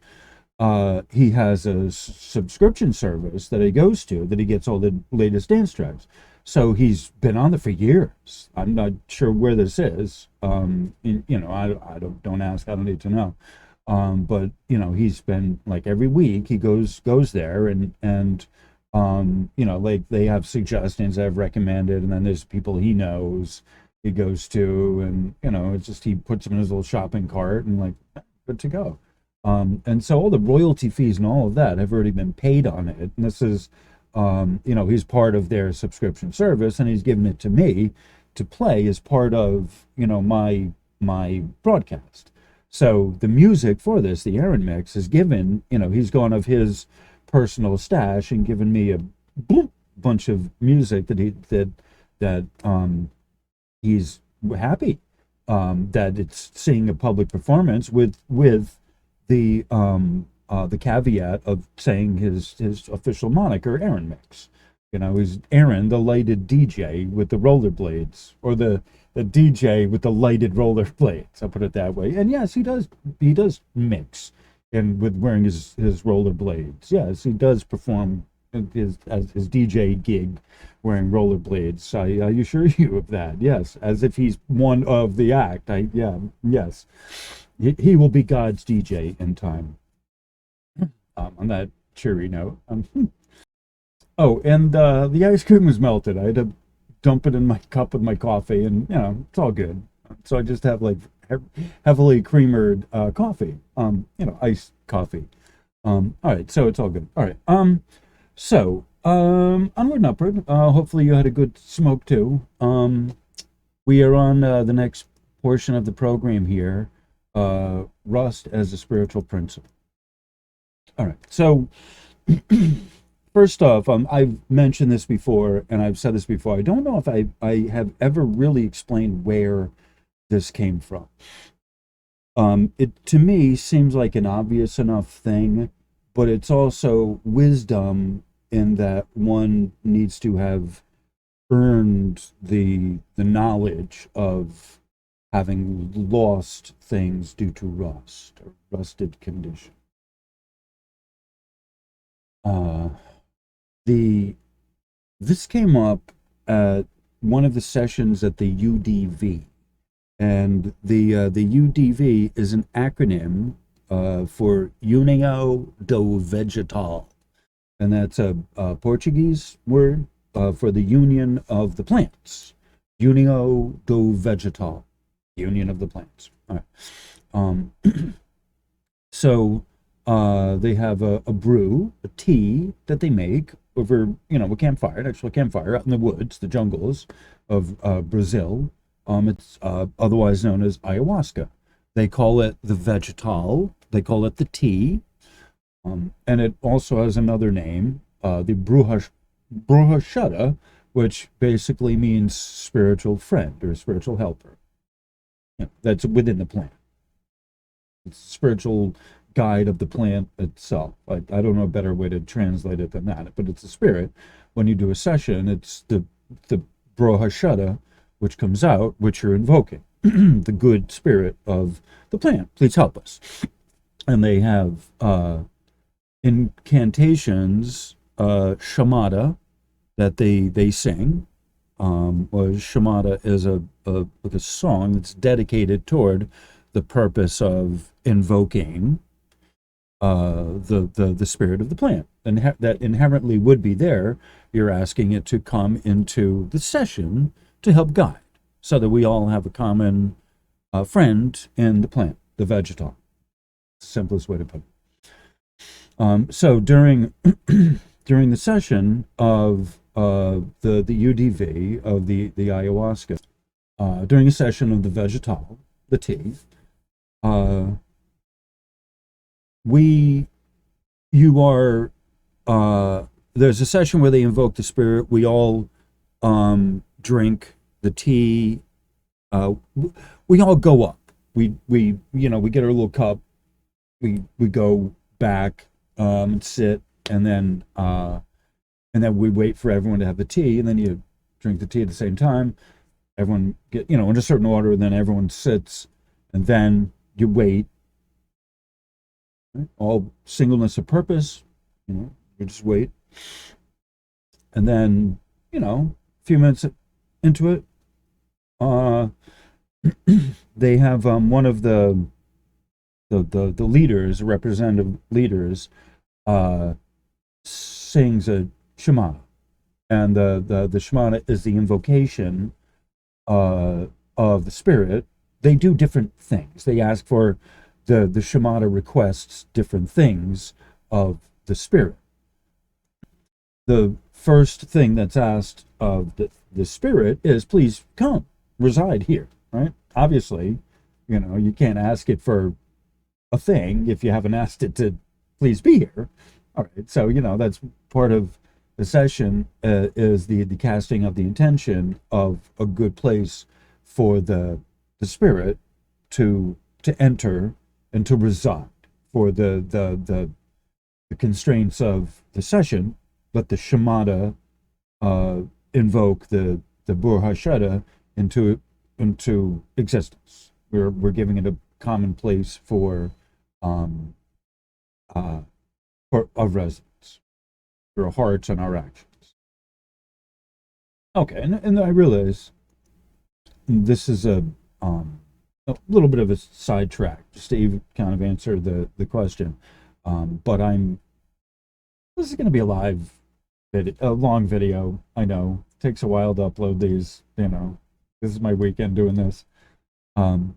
So during the session of the UDV, after we all have given a place for the Ruach of the Spirit to be here, your mind starts wandering. And some people go on a really good trip. I'm inclined to go in a really good space, but we have issues that come up within our daily life, and so under the influence of the Spirit, we're allowed a space in the session to ask questions.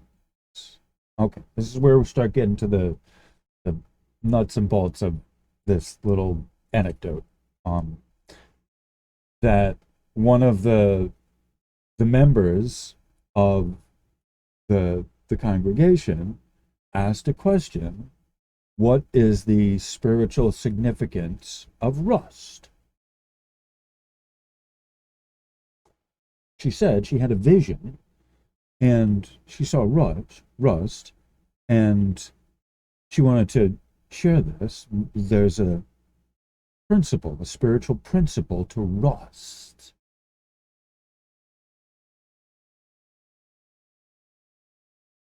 Interesting. You wouldn't think of a spiritual principle behind rust, which is technically oxidation.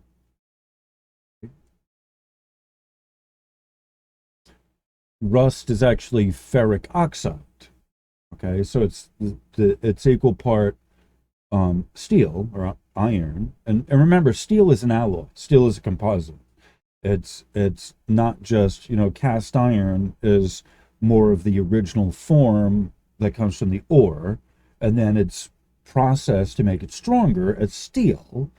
But the trade-off, the offset to stronger steel, is it rusts easier. Okay?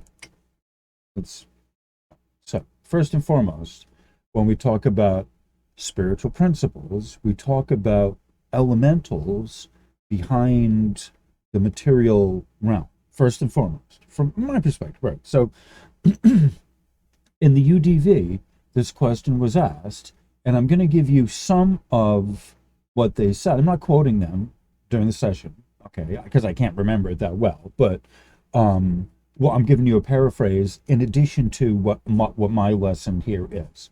So that was a very valuable lesson, and there's no other church that's going to talk to you about spiritual principle of rust. There was other things we talked about that were equally kind of, seemingly mundane, but it's like, well, we're here in this session as a group, and we talk about these things as a group, and sometimes there are very mundane things that we need to work through. There are seemingly mundane things that we need to work through that actually have a spiritual significance to them. Okay. Cleaning is one of those things. The Church of the UDV, they talk frequently of cleaning, giving a lot of service and time over to the enterprise of cleaning. And there are dedicated, within the church hierarchy, there are dedicated stations to people whose job it is to clean. Right? There's the master of the works, which is not strictly dedicated to cleaning itself, but that's one of the tasks within the master of the works, and he's way high up there in the the hierarchy, and under his direct guidance is the cleaning. The person, I forget what the name of it is, but the person in charge of the organ, which is the first primary job of keeping everything clean and running in good order. And usually it's women, the wives, that are in that aspect, which is all fine because women like cleaning. It's a meditative pursuit. Not all women enjoy cleaning. You don't, I think, enjoy the act of cleaning a lot of times. You enjoy the end product of it being clean. But part of the spiritual pursuit within this is the aspect of cleaning, regular cleaning. And they talk about this within a session, the cleaning of your life as a spiritual pursuit within your daily life, in addition to the pathway to get to know God, the higher, the upper astral. Think many people have heard the expression cleanliness is next to godliness. Okay, there's a lot to be said for that.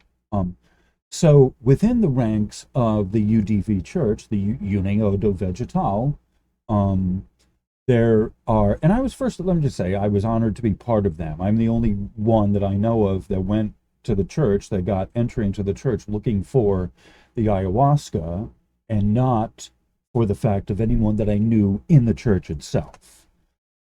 That made me a statistical anomaly. The fact that I knew more about the ayahuasca going into it than I did the church itself, or anyone in it. I was a complete stranger to anyone in the church, except for the person who admitted me into the secretary who admitted me into it. He asked me a lot of questions, so he knew me the best, but it was pretty much blank to everyone. The universe finds a way. So in the pathway of service within the church itself is cleaning, the aspect of keeping everything clean. And I'm on that. I'm fine, even though I may not be the cleanest person. Like, I just kind of inherently resonate with that of being organized and being tidy and keeping your space clean, and cleaning up after yourself, and You know, I can get sloppy, but I agree this much, that if I'm not in a good mental state, mental health wise, I'm going to be living in a dirty environment. Okay, it's that simple. So this is part of the reason why they talk in the church about cleaning, is because it's a reflection of your good mental health and good mental state, of not only you cleaning your own space, but also giving in a little, helping other people, and it being a social activity. Okay, there's a lot of wisdom to be had in that. Okay, so this is the background on the church itself. All right. So within the course of a lesson, within the course of a session, sorry, they're not lessons, they're sessions.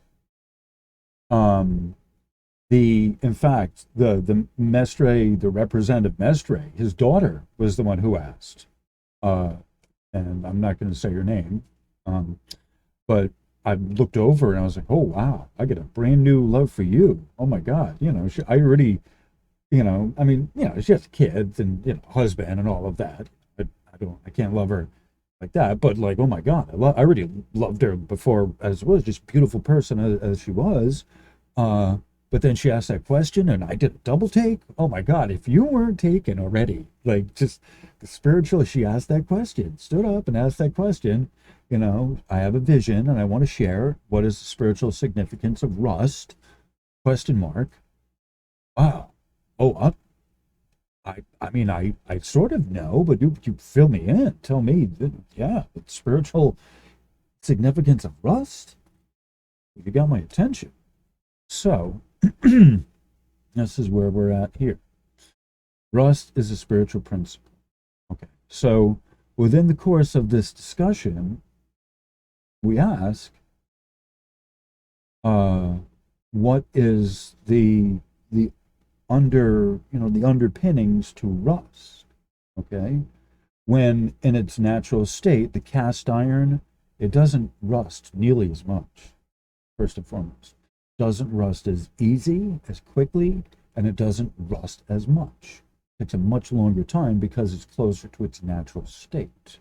So, steel rusts quickly, okay? Stainless steel will take a longer time, but it will rust too. Right?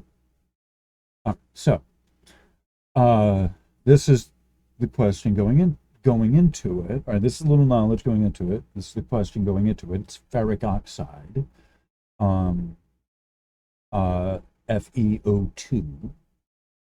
So it's oxidation. It's the oxidation process that happens, and we also know that copper turns green or blue from oxidation, and other aluminum gets a patina on it.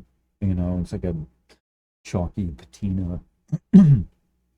uh, and so, right, so this is the oxidation process. Right, so the oxidation process as a spiritual principle. Okay, certainly it is a alchemical principle that's involved, but what's the spiritual process, spiritual significance? Okay, so discuss this. All right. Rust is a spiritual principle. It means that I'm not taking care of my tools. I have left those exposed to the elements. The earth and the elements are going to claim what came from them. So there's actually a number of principles that are involved in that. Rust is the rust, again, it's oxidation that, and remember, the biggest part of our environment is nitrogen, it's not oxygen, right? It's like 3 to 1 or something, nitrogen to oxygen, if I remember correctly. Oxygen's like nitrogen is like 78% of the 76% of the atmosphere. If I understood the lower atmosphere, upper atmosphere is a little different. So that's pretty all right. It's pretty significant. So it doesn't, relatively speaking, it doesn't take much oxygen, and again, it's more of a nitrogen oxygen mix. It doesn't take much oxygen to rust steel. The processed hammer or your processed shovel for example, my tool. Okay. So it's been exposed to the elements, but the other part of that is that the elements are coming to claim what belongs to it. Okay. So this is part of my problem when folks are substituting or dismissing the physical in preference of the perceived magical ascension that's going to make the physical world somehow moot. Okay. So this is part of, I guess, part of, thinking about it, and, let's face it, you can part, there's, how do I put this? There's the external world, and then there's how we deal with this. Okay. Sometimes the external world can be more than I can deal with, or more than a person can deal with. Okay. So part of what makes us sad is us holding on to, other people's stuff that we can't talk about. Like, that's part of it, like, I would like to tell you, but I can't tell you because perhaps the other person is an idiot, or perhaps you're not really sure of their motives, or perhaps like they'll turn it over to their own thing. Any number of reasons why it can be when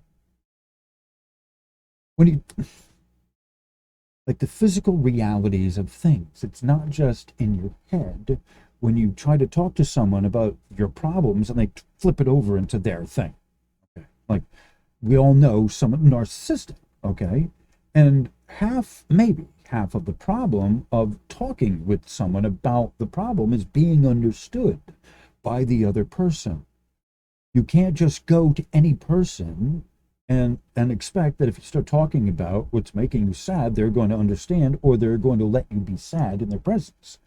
They may not say it, but they may deflect or redirect or misdirect your sadness into something that they can deal with, and you still haven't dealt with your problem, and now there's another problem because now they've taken, whatever. There's just interdynamics between people that can get in the way of explaining things. All right, so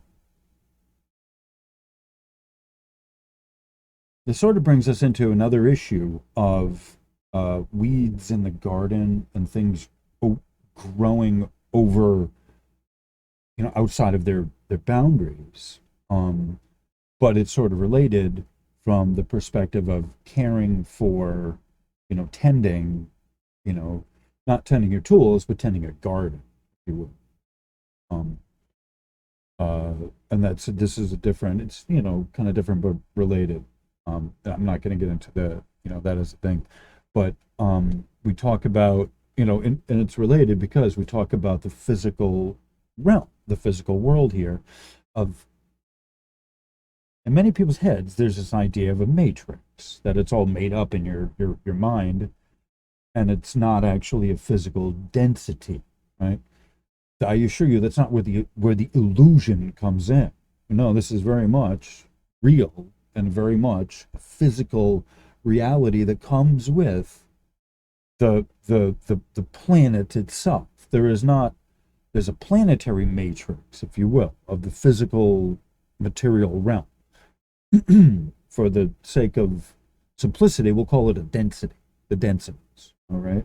So different harmonics, but they're related to a shape, right? Related to a form, related to a physical density somewhere in, the Earth, the planetary matrix. So it's part of, the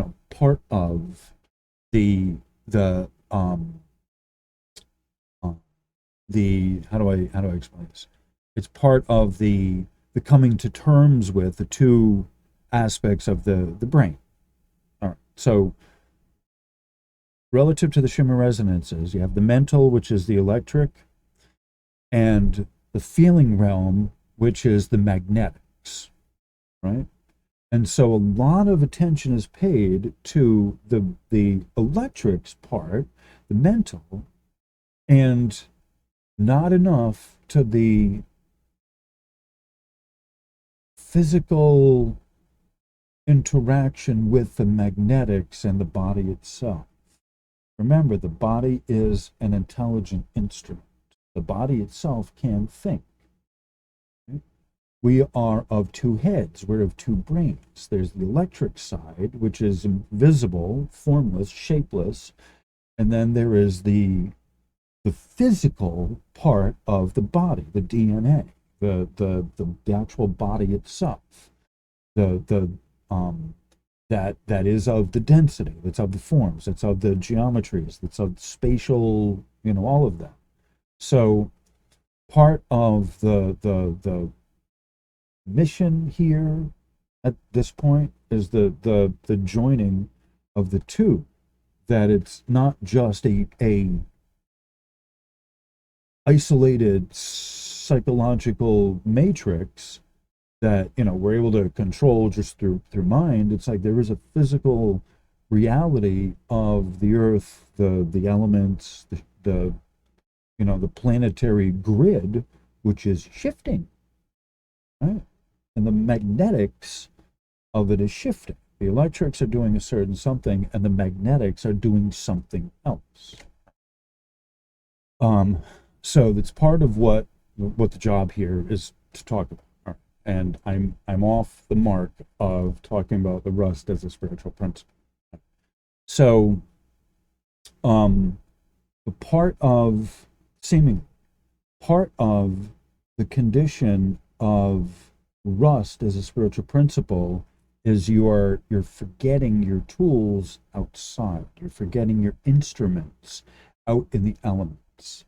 That's part of what happens with the physical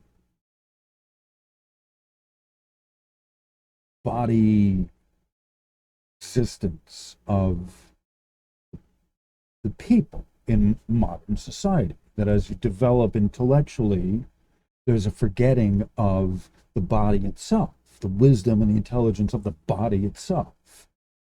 The felt experience of your head being on top of where your feet are.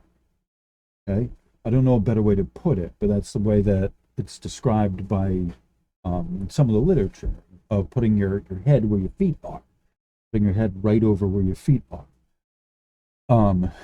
And in the times where we are getting the electrics, the lightning, the upper atmosphere coming down, that activates the mental, the part of the head that is disconnected from the body.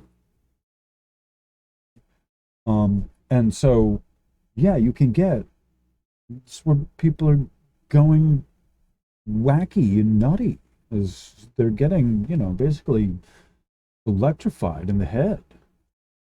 Don't know how to better put it than that. If they're not grounded, if people are not grounded, that electrics in the air, which isn't light information, it's radio information of the lowest of the low, that resonates with you, and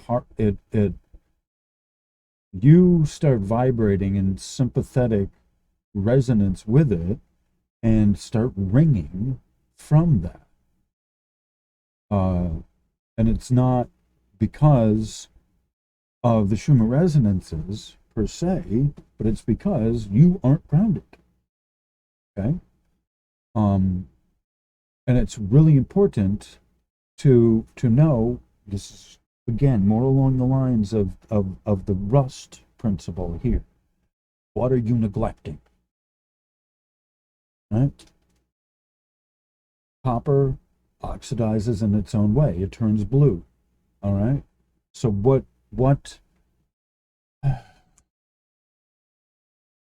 you of yourself should be a conductive channel of the purest, in order to not ring, in order to be feeling well, in order to do well here, in order to not feel like a schmuck, a person needs to be the purest of channel.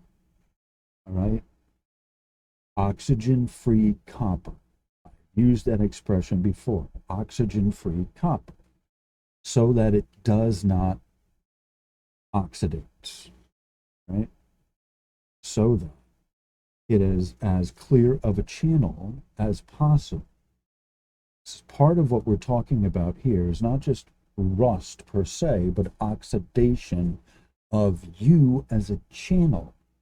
How are you as a channel being oxidized by the environment around you? How well are you as a conduit purifying your channel to remain unoxidized? Okay, it's part of, one of the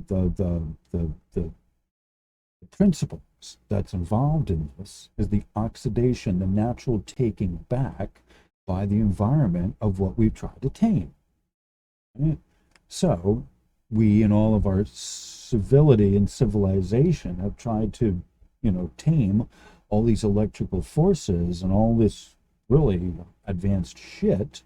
And the result of that is a whole symphony of symptoms that people are getting because the shit's way above us. We're not supposed to be using any of it, my God.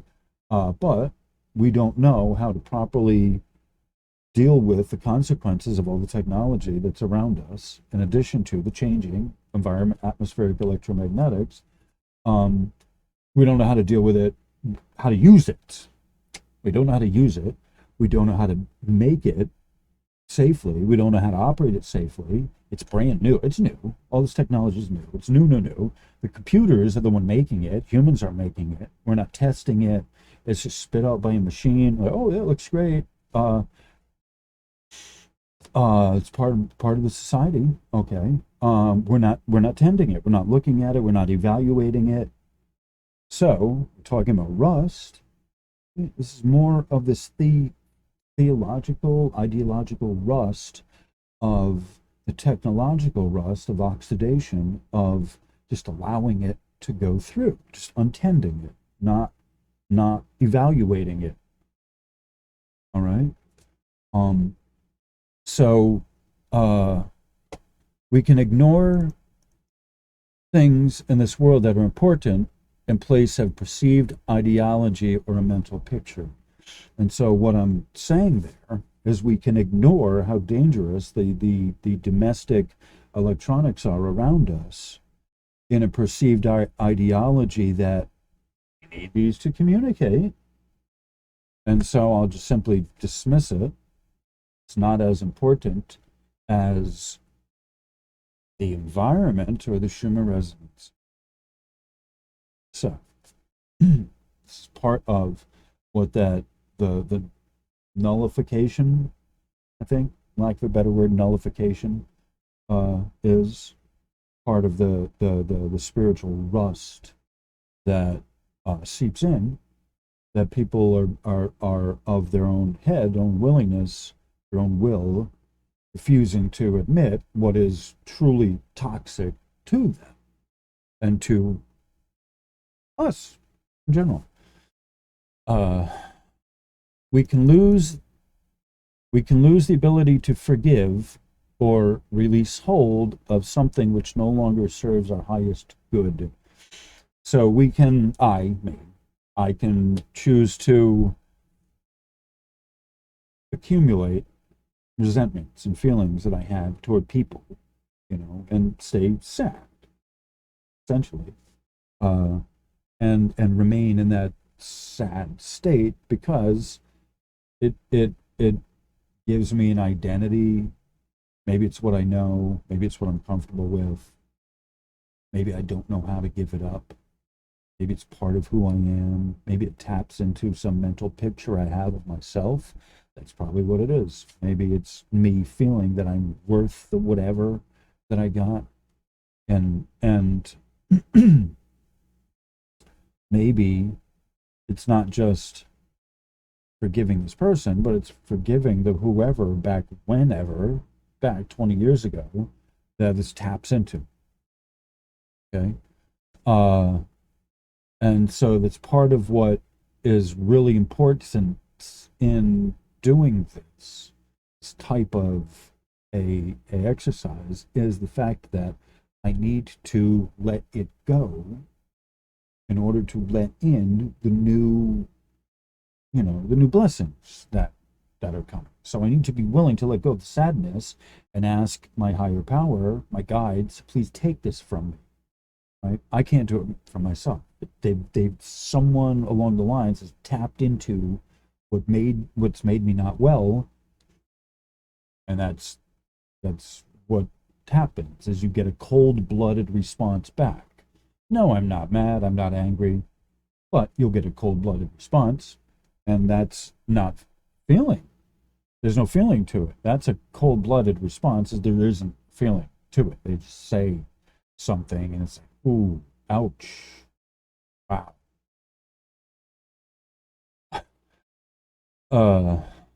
So that's guilty, right? I know that. And it taps into a place of a person that they probably shouldn't be and probably shouldn't go, but that's part of the human experience here. And before that happens, you have to learn how to let go and forgive people of their whatever, their cold-bloodedness, if you will. That's the only way not to hold on to this stuff, is you ask the universe to help relieve it from you, to release it from you, to relieve it from you. But you have to have the willingness to do that. Otherwise, your energy's stuffed. You don't get anywhere. You can't have any growth in the rest of your life if you're not willing to let go of the sadness and the hurt of someone who damaged you, whenever. Could have been yesterday, it could have been a week ago, could have been, it's more likely, a few years ago. And if you can't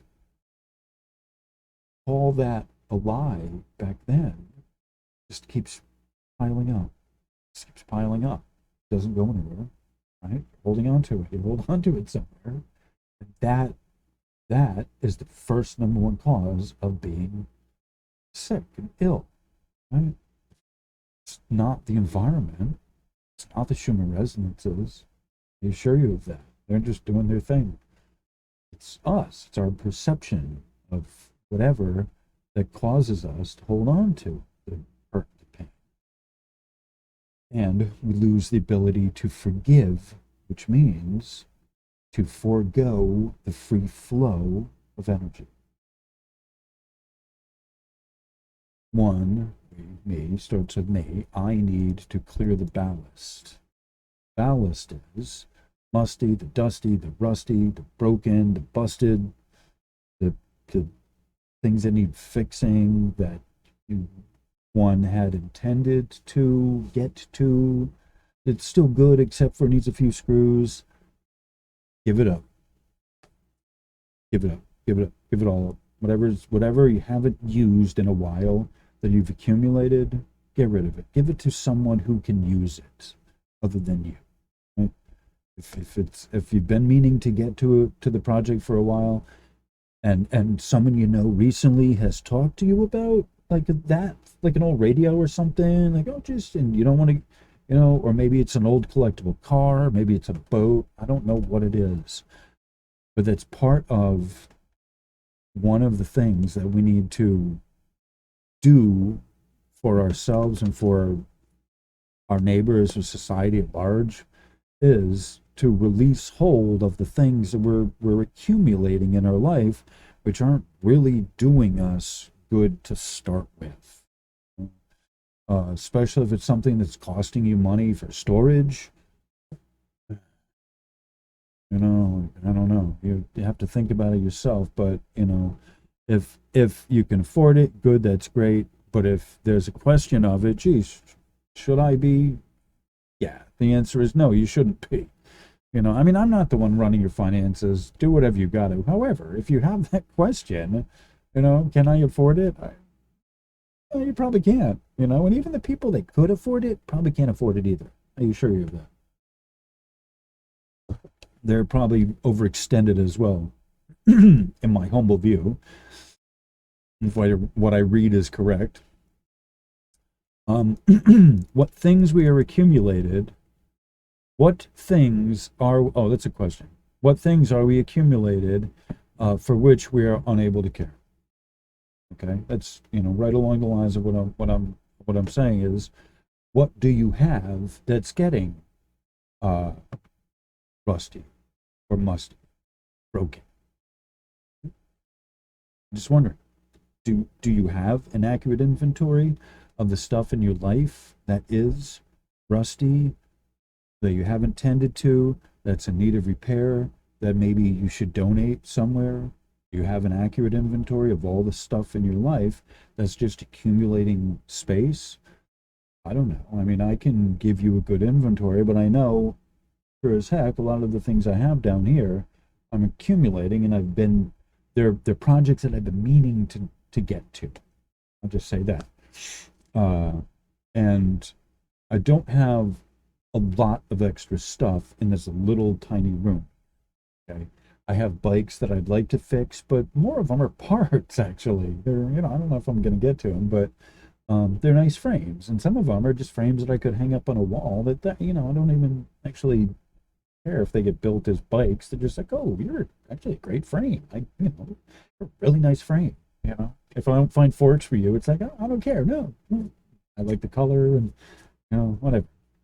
So there are things that do, that I potentially, if I wasn't spending as much time here doing the Schumer resonances, I would be fixing bikes. Some of these I would like to paint.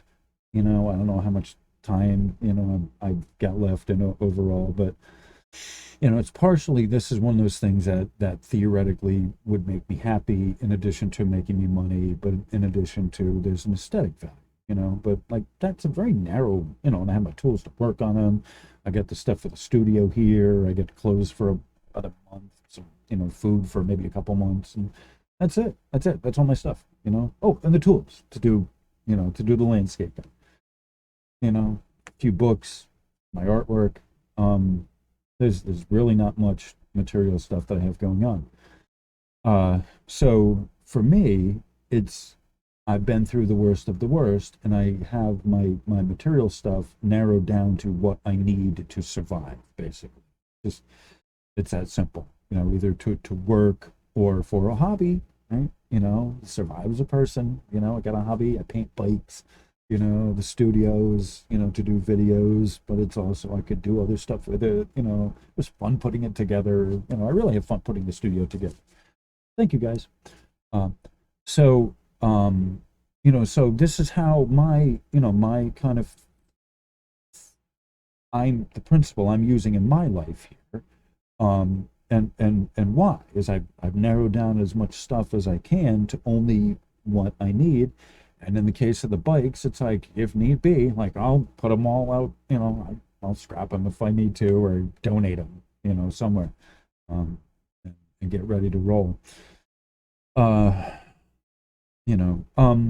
So there's a principle involved in that of keeping to what you can tend and what you can take care of, and what you can, the little bit that's not, you're not overwhelmed at having to take care of. And that's part of one of the things of rust, is that how, and your tool is getting rusty, is how did you leave it out in the field to get rusty? Did you forget about it out there? Were you so overwhelmed that you didn't know you dropped your shovel? Did you forget it? Did you drop it, not notice it? When you get back to the home base and you're putting the tools away, did you not realize that you were shovel short? And if at that point you realize you're shovel short, did you not retrace your steps to go find it? I don't know. But these are all part of the rusting of the tools that we need to look at in our daily lives of uh, how we conduct ourselves with those material goods that we need to survive and we need to, say, build our community with. Right? If my tools are of a gardener, I'm not just growing food for myself, but there's the built-in presumption that there's a few of us who are also going to be benefiting from the garden as well. And they may or may not have their own tools, but certainly, if I'm the head gardener, I need to have minimum tools that I need to do the job, and maybe a couple other shovels for people who want to help. Well, and so that's part of this process is you have multiple shovels, you lend them out to people, you bring them back, you have to do an inventory of your shovels. Put them back, all right, let's take a count. Everyone have the shovel, right?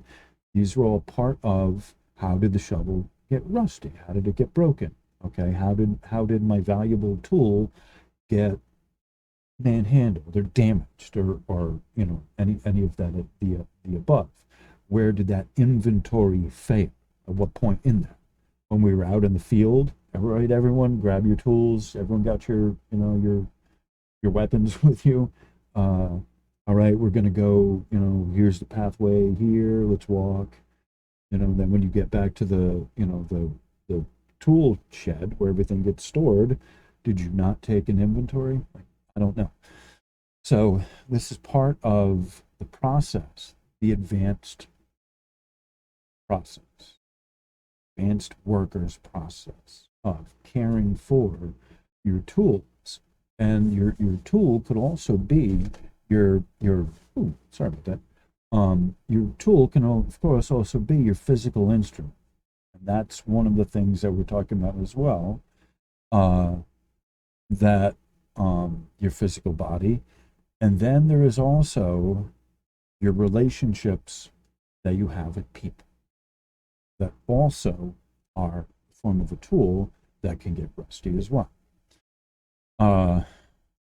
Before you and I, before I can get any elevation, I need to reduce and clear out the ballast, as I've just talked about. Those things which are toxic and abusive, we may not be able to get rid of from our lives.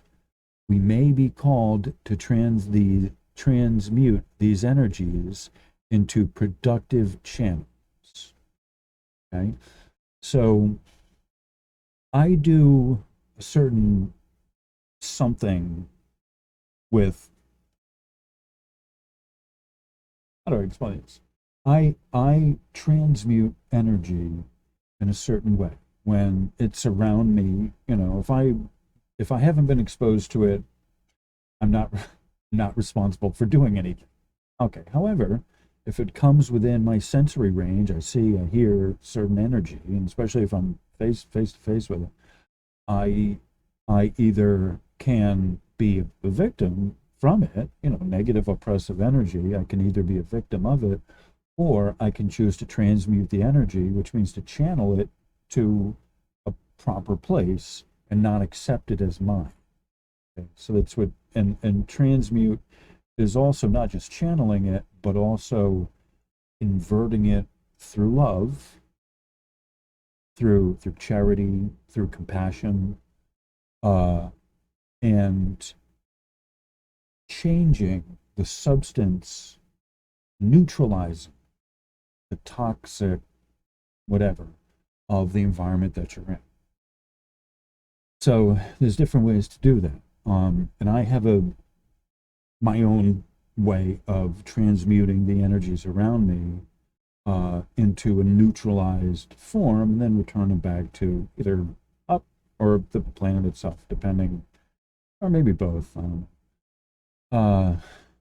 And so it's really important for people to clear out the ballast, and before we can get any elevation, right? Before you can get any growth, any spiritual, Yeah, elevation. I like the word elevation. And it's, before you get any growth, essentially, uh, you need to clear out the ballast, the stuff that's holding you back.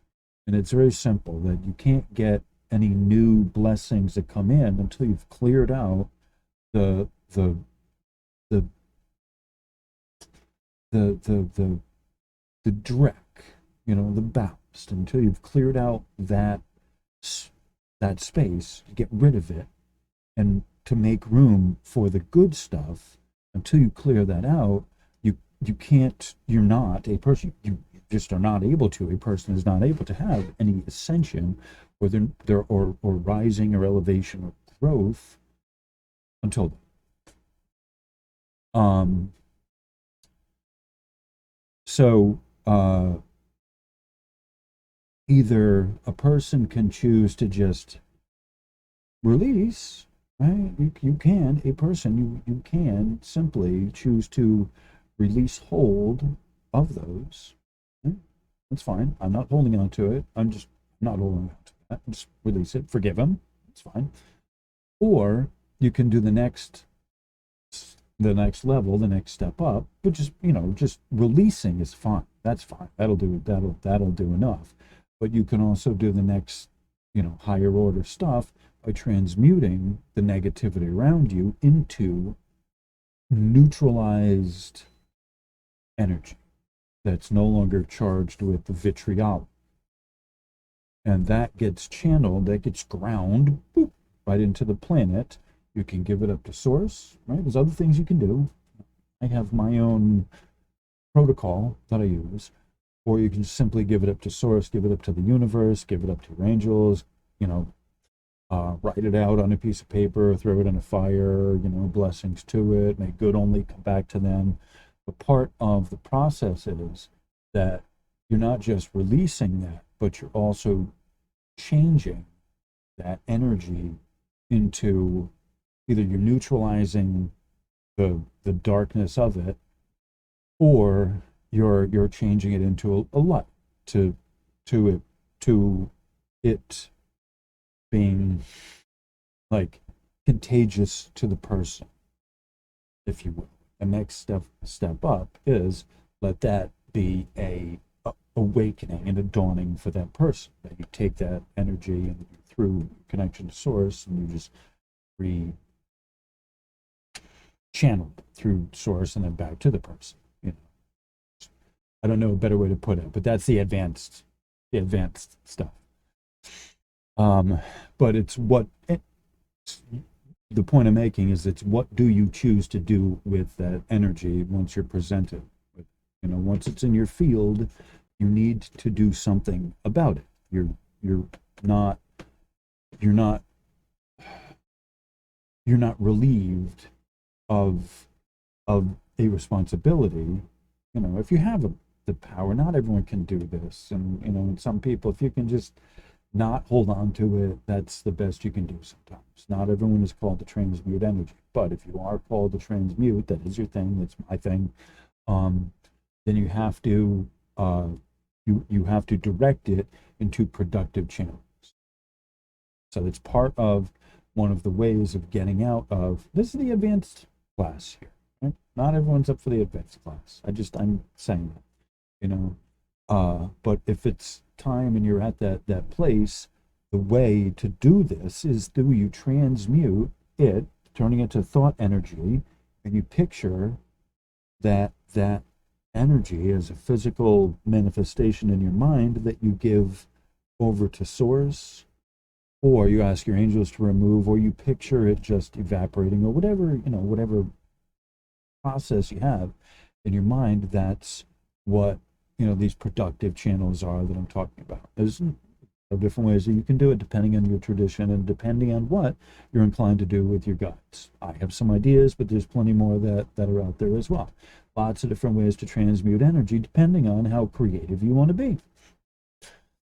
And that is one of the best ways of helping us to clear out the channels of communication that have been choked up by other people's dreck, and other people's garbage and spillage. All right. Okay. All right. So I guess kind of shifting gears here. Um, I'll just read this little bit, and then I think maybe we'll take a music break, and then go into. I'm not going to read all this. I'm not reading all this. I'm not reading all this. Um, but I'll take a music break, and I'm just going to end it. But this is the part where I start talking about. Oh my God, this is such a long, technically long interview. Uh, okay, what how's the word? Introduction. Uh, 3 hours and 3 hours into this, I haven't even gotten into the main stuff here. Maybe I'll do that as another video. I caramba. Oh, whatever. These are long. I do one video a week, one 8-hour video a week. Um, no, I don't, but it seems like it. 3 hours, 4 hours, whatever. Okay, so basically, simply explaining the Schumann is not enough. There's still work an individual needs to do in his or her own life to clear these channels. Regardless of what the atmospherics are doing, it's up to the individual to clear out these encumbrances which we accumulate as care and worry, simply tapping our energies and preventing us from keeping our lights burning brightly. So I think I've already kind of explained what I mean by that. Um, the uh,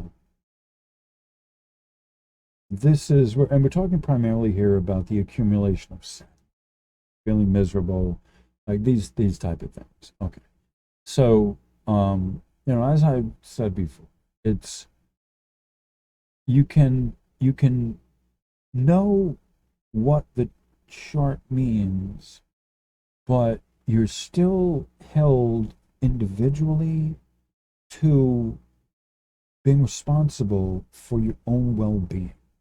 And the biggest part of that is you grounding in yourself and clearing the channel, keeping a clear channel, so that the atmospherics around you aren't causing you to vibrate like a reed in the wind. The Bible, it has that expression, like a reed tossed in the wind. And that's basically what they're talking about, is that there's, a reed is basically a grass, all grass, and it's got a thing in the top, and that it's top heavy, and it catches the wind, and so it waves in the wind. So that's sort of what we're talking about here, is so having good, clear guidance is like providing you stability so that you're not a reed in the wind. Um, uh, and regardless of the what the environment is doing, you grounding properly, practicing this,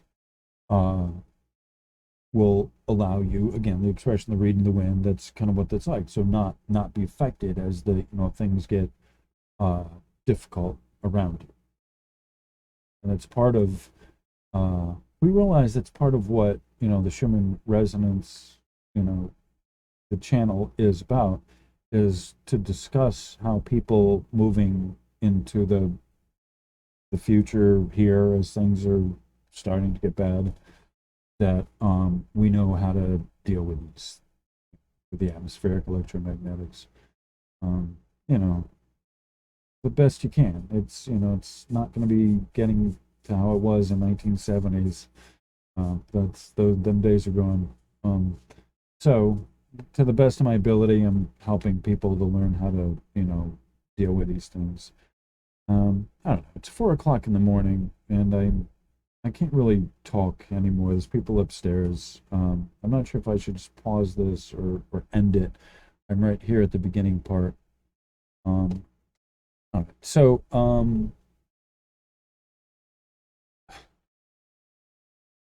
3 hours into this, it's 4 in the morning. I have no idea what I'm doing here. I think I'm just going to pause this for now, and maybe figure it out in the morning. But I don't think I can reasonably talk it, even though I'm kind of, I'm not talking loudly. I have the microphone, set that I don't need to talk. I don't think I can reasonably not, whisper. So I'm not able to do that. So I'm going to pause this and then maybe take a nap and come back and see where we are and maybe just end it anyway. I don't know. But we're going to reach pause and we'll figure this out in a little bit. So on that cheery note, at the very least, all this rambling, go get a cup of coffee, come back in a few minutes, we'll figure it out.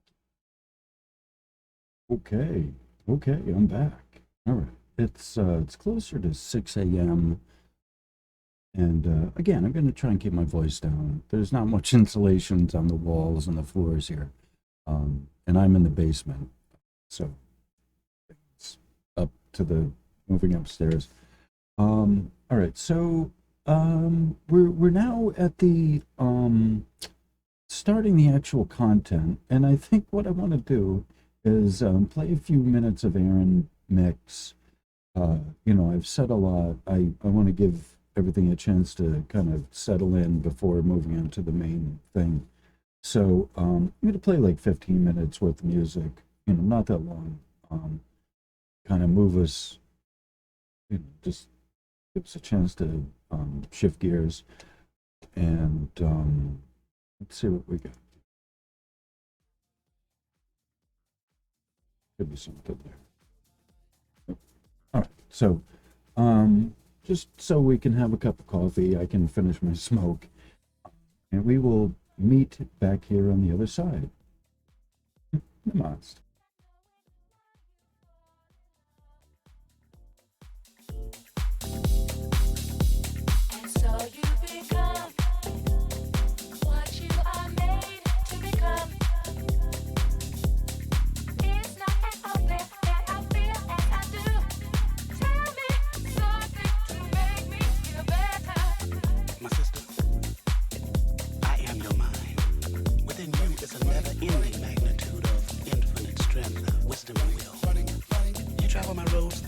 Never knowing your own true reality, because my thoughts remain like distant quasars.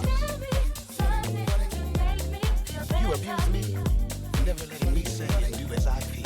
Our thoughts split from love affairs to choice of friends. We argue like two enemies, yet we are good friends. Now there are moments when we harmonize with each other and become one with nature and reality.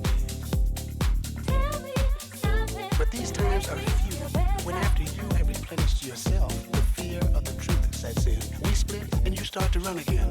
Running through women, men, jobs, people, and life, looking for the answer when I had it all along.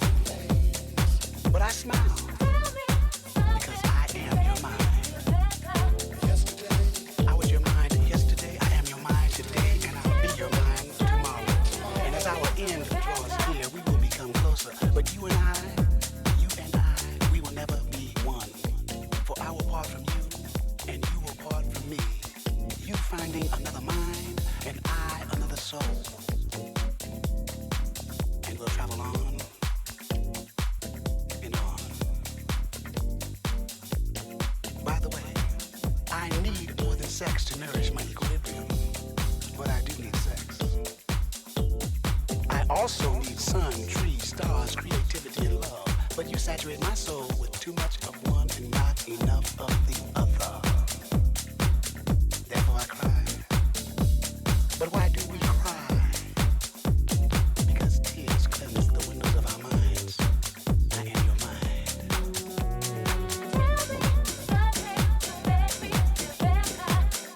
All your thoughts inside your mind, wanting to be free. Well, now you got the chance to let your mind grow.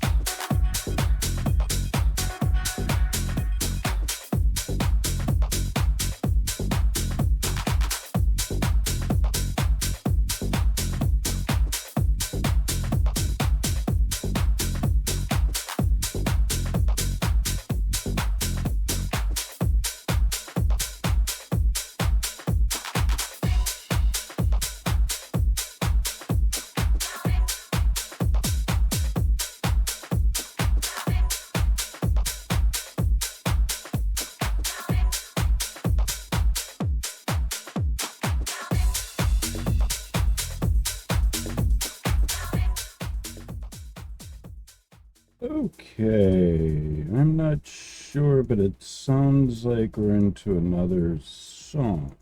All right, fair enough. Fair enough. Okay. All right. So, thank you for being here. All right. 3:23:23 is about where our official content starts. Okay. Oh, good golly, this is a long video indeed.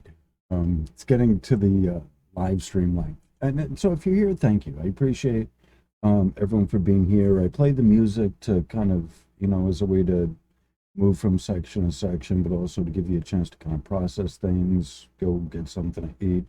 And since I'm doing less videos, I kind of actually am to spend more time on a video. Um, you know, it's what it is. All right. So let me get up. All right, there we go. Hold on. All right. So this is the Schumann resonance harmonics. The full. This is the full report. All right. So let me just say, it's 6 in the morning. I may be a little loopy. I've been up for a while, and we're working through this. And it's I just needed to do this video. Again, thank y'all for being here. Thank you for helping me out. And this is going to be a live stream, and I mean, I'm sorry, it's going to be a premiere, so I'm gonna have another 4 hours with everyone when I'm done with this. Thank you. Thank you everyone for your time. All right, so I have up the I just got this on the Paint program, and so I like the Paint program because I can draw on it and I can, kind of blow it up if I need to, things like that. I can make shapes on it and then I can erase it as necessary. All right, so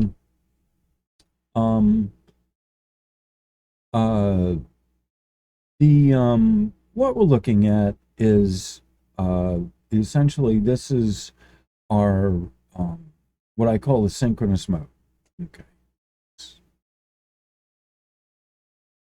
Okay, synchronous mode. I was talking about synchronous mode. Okay, much better. I mean, I have to, my guides told me you gotta be there in the video when you're talking, and so it's just kind of like I need a little narrator, a little guy up there. It's my thing. All right, so I have my pen mode. All right, here we go. I have my pen mode. All right. So this is what I call a synchronous mode. This right here. Okay. By synchronous mode, what I'm talking about is all 4 of the modes line up. Okay. Mode 1, which is the white. 2, the yellow. Mode 3, the red. Mode 4, which is the green. Okay. So synchronous modes mean they all, like, this is a great, perfect example because you can see that the wave form here that they're giving you is nearly identical on all of the modes. And so generally speaking, how it plays out is that you have either a synchronous mode with all 4 of the modes in amplitude, or you would have a synchronous mode between the amplitude and the quality of mode 1 or mode 2, etc., etc. So when they design this theoretically, the amplitude and the quality are supposed to be linked together because that's how it works, is electromagnetic. So there's an electric and a magnetic component to it. Okay. So when we have certain instances, it's a diagnostic tool in a sense to help me looking at this, is what's linked up. Is it the amplitude modes are linked up, or is the amplitude of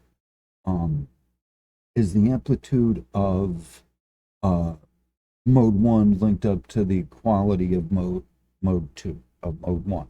The amplitude mode 1 quality, right? Am I saying this? Amplitude 1 quality 1? Oh, yeah, I think so.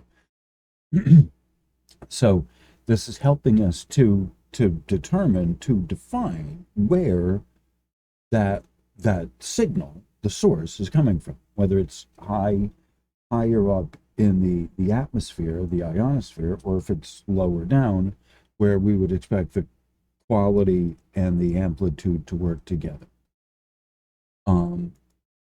So let's okay. All right, so something that I pointed out a lot of times is when the amplitude spikes, the frequency will drop. Okay. And a lot of times we're looking at the time of the amplitude spike and the quality spike, if there is one. All right, so the relationship between a spike in amplitude and a spike in quality, is there such a thing? And that's one of the questions I look at. And in this case, yes, there is. There is a strong peak that happens. You notice it's not, if you look at it, let's see if I can do this. Hold please. Okay, so I want to show you something. It lined up between the amplitude and the quality. Okay.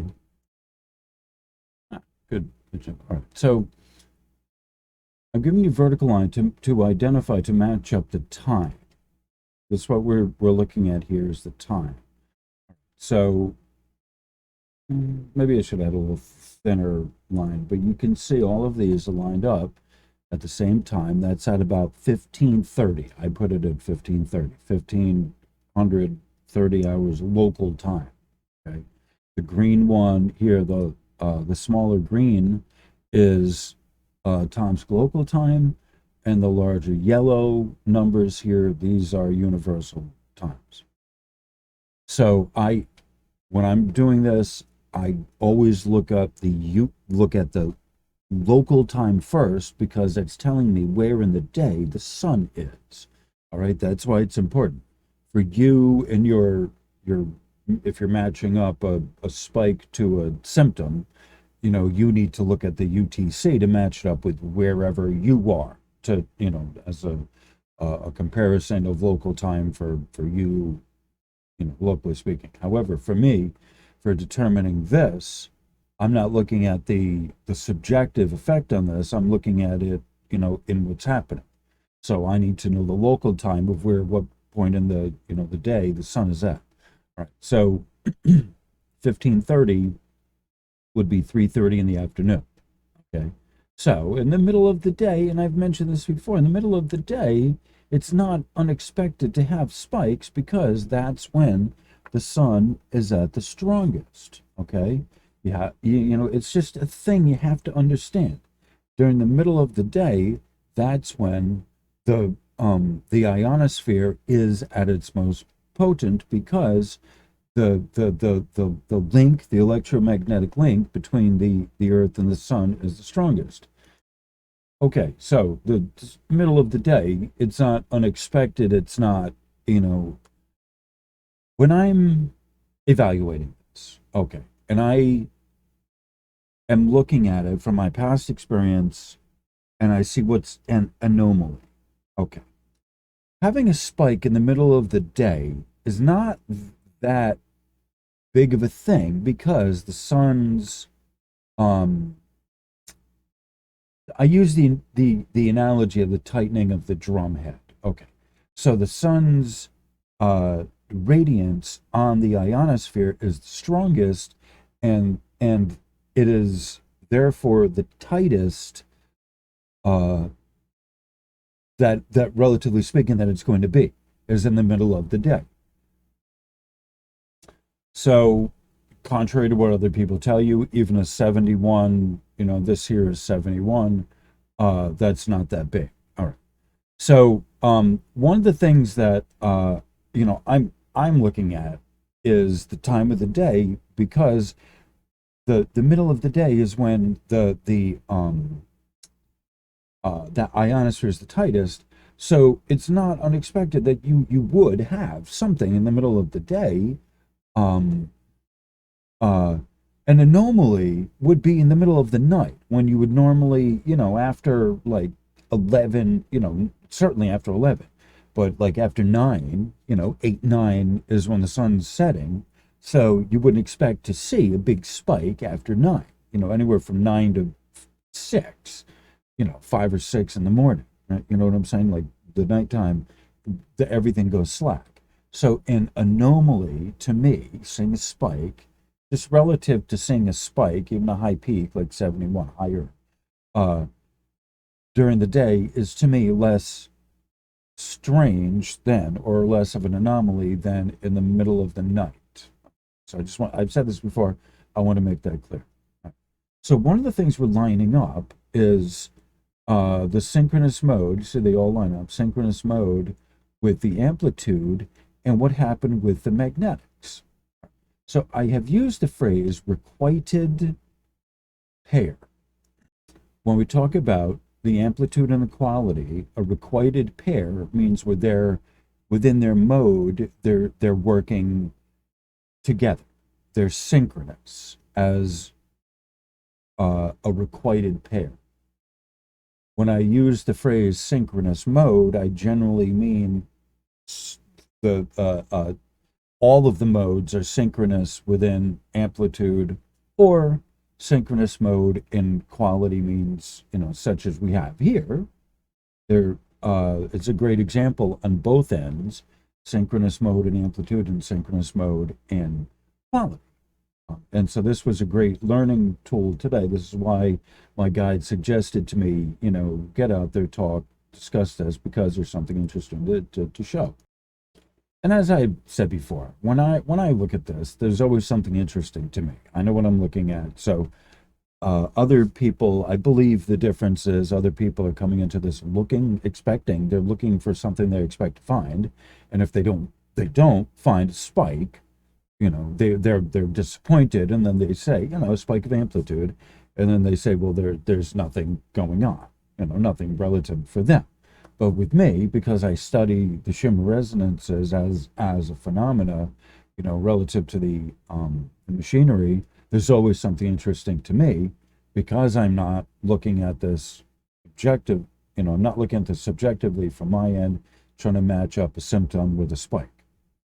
So, for me, it's different when I look at this, because I can look at it objectively. And so one synchronous mode amplitude, synchronous mode quality spikes here. But we're looking at the time, right? The time. Okay. You see what's happening is after we get this spike of amplitude, there's a period there, right? There's actually a drop, a dip. I want to point this out. And that's why I put, hold on. All right. So when I did this, and I wrote this out, that's why I wrote this at 15, I wrote this at 15:30. Here it is, 15:30, and then the other one at 16:30. Okay, to let you know that the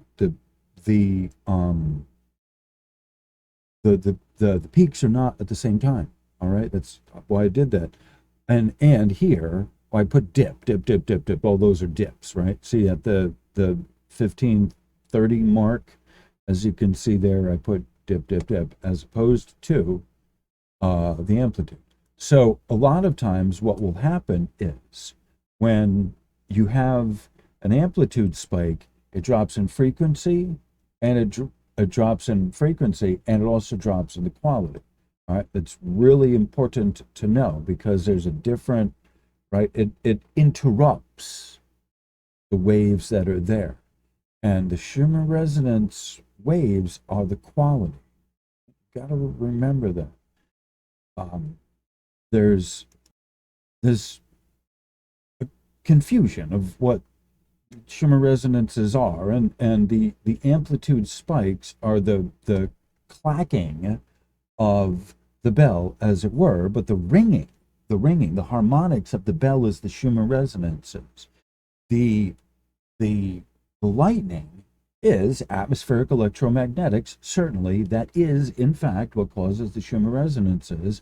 But the lightning, right, the amplitude spike creates a dip in the horizontal. It creates a dip, a kind of a V, a valley in the horizontal, in the magnetics, which are the Schumann resonances. So these amplitude spikes, people say, oh, it's a spike in the spike in the Schumann resonances, and it's not, because the amplitude, I keep showing you this, the amplitude actually causes a drop in the harmonics, which are the horizontal, all right? So we have here an interesting phenomena that happened, was that there's a rise in the quality after, and I don't often see it like this. There will a lot of times be there will be a what's the word? In one of the modes. Okay. There'll be a spike in one of the modes, and not necessarily all of them. And that's what we have here. A matching, right? It matches up with all of them, you see, right? The white, the yellow, the red, the green. But the green comes in a little bit later. In another hour, you have the green. After it's, circled around, it's moved like a rumble. You have to look at the time as well. What's happening on the time frame, how it's moving. It starts with the white, and then it moves into the yellow, and then the red, and then eventually the green. As it's moved around the world, as it's vibrated around the world, you get these varying wavelengths in the different modes. Okay, and then we notice here, right? There's a in the middle of a what would be a valley there, you have a spike here that matches up with the amplitude. I probably should have continued the line longer, but actually, hold on. Okay, all right. Now we have a nice full line. So you can see where we matched all of them up. So there's a dip there at the same time, and there's a spike in the frequency. And again, remember, the frequency here that you measure is in standard radio waves, and that's in kilometers. All right, so this number here is 8,000 kilometers. Be sure that's this 8,000, because these are the lowest of the low waves. As I find out, and as I change my understanding, I bring it to you, and I say, okay, well, I learned this now, and so whatever. All right, so we're coordinating the time that these line up. What happened when, right? Because this is what I do here. Look at these. This is a deep dive. So this is interesting.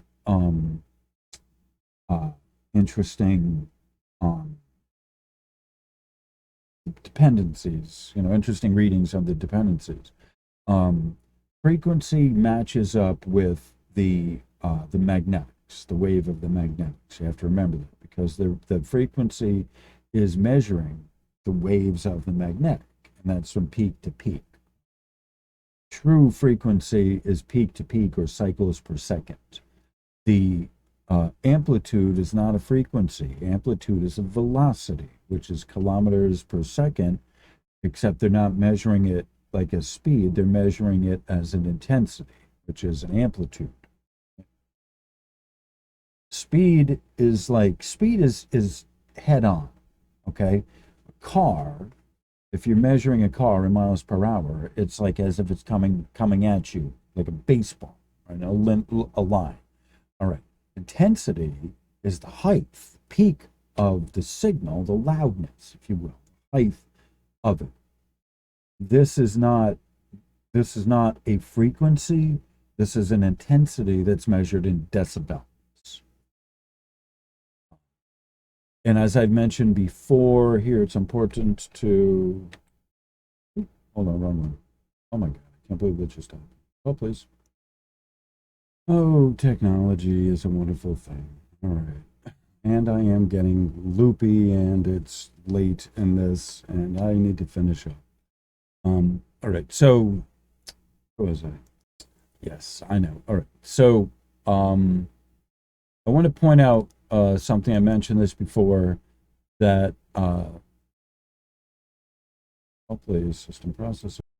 Let's try it again, shall we? All right. Yes, there we go. Hallelujah. So, I mentioned before, right, that this spike you see here, right, it's scaled. Where I'm saying this again, once again, it's scaled. So this 71 here matches up with this number here, all right? That's not 40, that's 71, okay? That number right there. Actually, that number right there, 71, okay? So when we look at this, right, I've mentioned this before, it's important to keep this in mind, that when we're talking about the intensity of the signal, this is not 40 hertz. This doesn't keep hitting 40 hertz. People say that, oh, it went up to 40 hertz. No, it's not. The number here is 71. Okay, this is 71 decibels of electron, pico-electron volts. Okay, and it's the same thing with the other colors here. Okay, so this one here is, you know, the peak there as well. And then the red one here, the peak is registered there as well. And then the green, the peak is registered up there as well. Okay.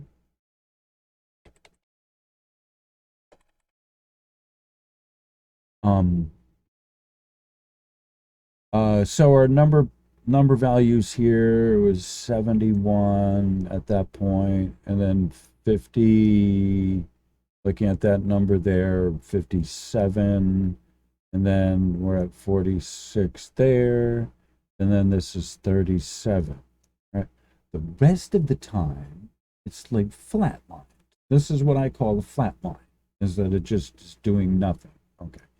And yet you have very strong resonances. You see all this activity here, okay? That's on account of the quality. See all the quality?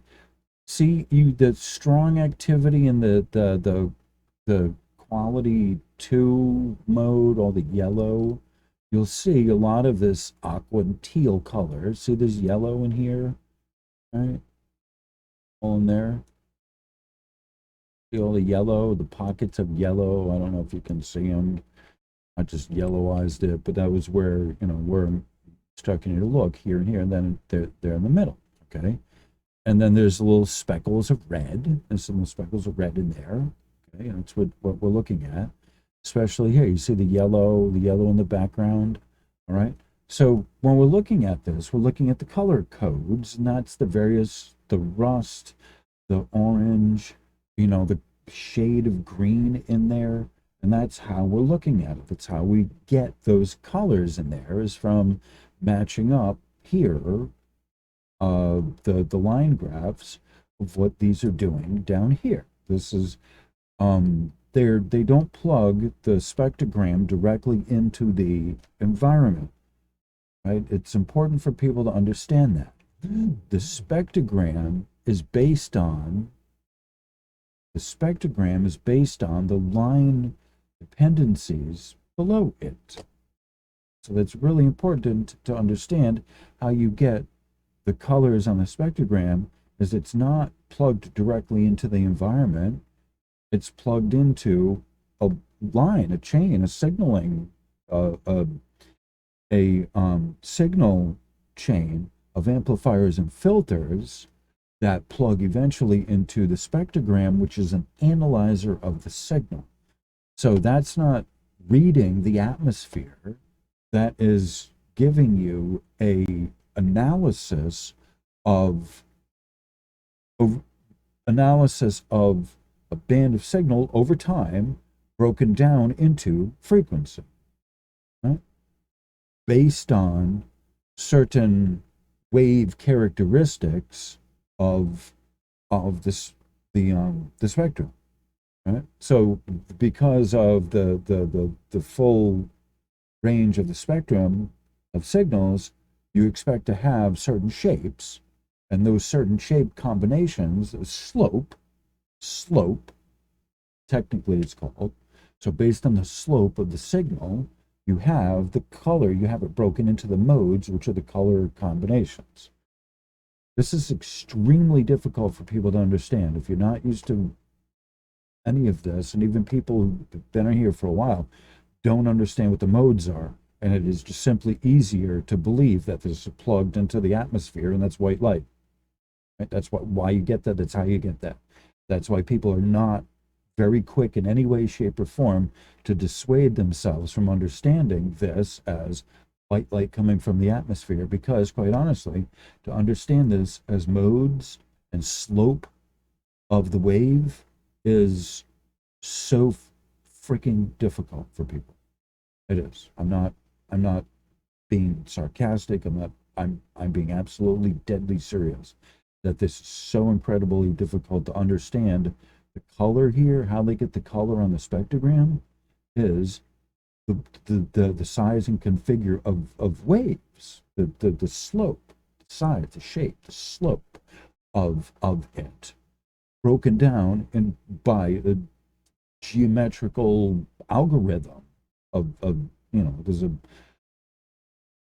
this is a lot. This is a lot to have to take in, and it's easier for people, quite honestly, it's easier for people to just go with the softer, easier, softer road that is the mainstream narrative out there.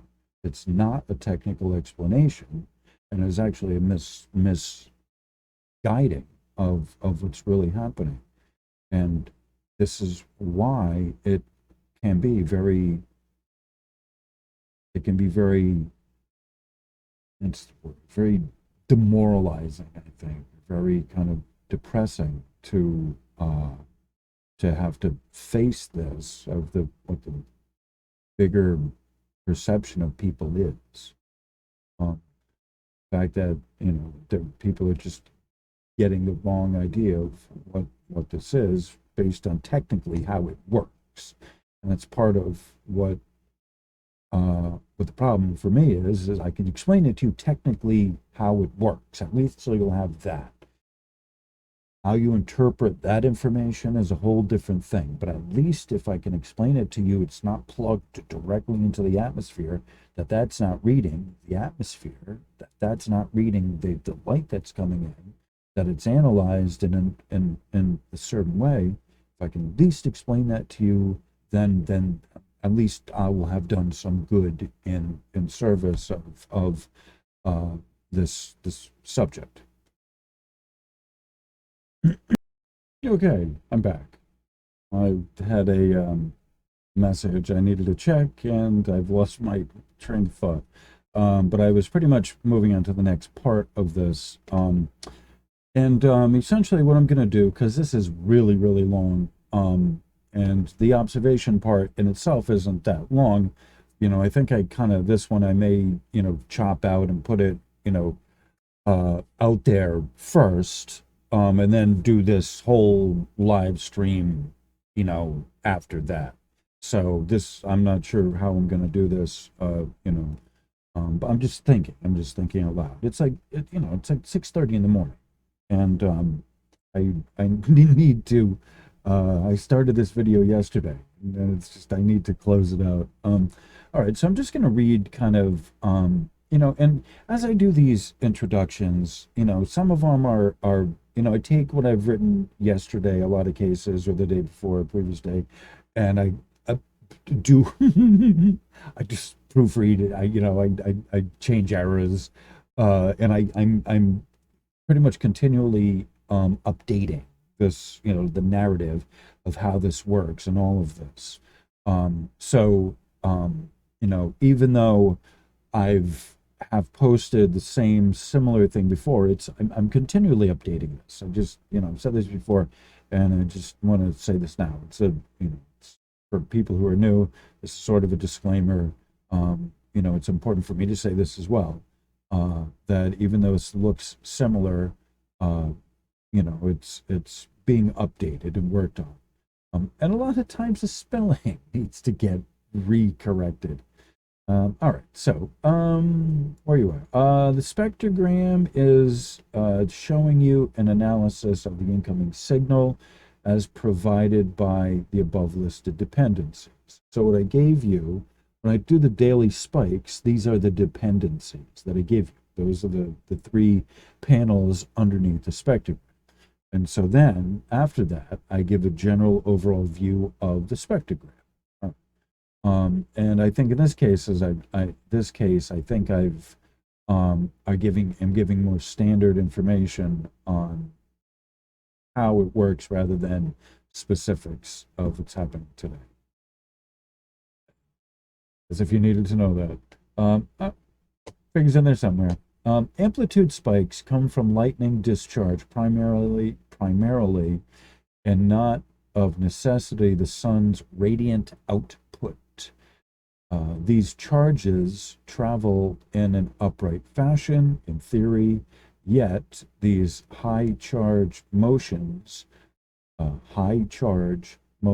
charge is plus or minus. Remember, current is a direction, charge is plus or minus, are reflected on the spectrogram as vertical color information. And so that's another way to look at this as well, is that when we're looking at this, we can also look at this as negative and this is positive. Okay? Oh, you can't see that. I'll try this again. We're looking at it as negative, this is negative, and this is positive. Right? Okay. So that's something to consider as well. Not only is this zero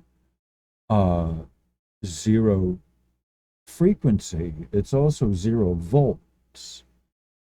Okay, it's important to remember that this here is low volts. As we move up or down, in this case, as we move down to the 40 here, we're moving up in voltage. Okay. So this is something that's important to remember as well. This is also what the chart is telling us. There's a current, and then there's also a charge. These charges travel in an upright flat fashion, and yet the high charge motions are reflected on the spectrum as vertical. White coloring in the spectrogram does not reflect white light coming in at this time.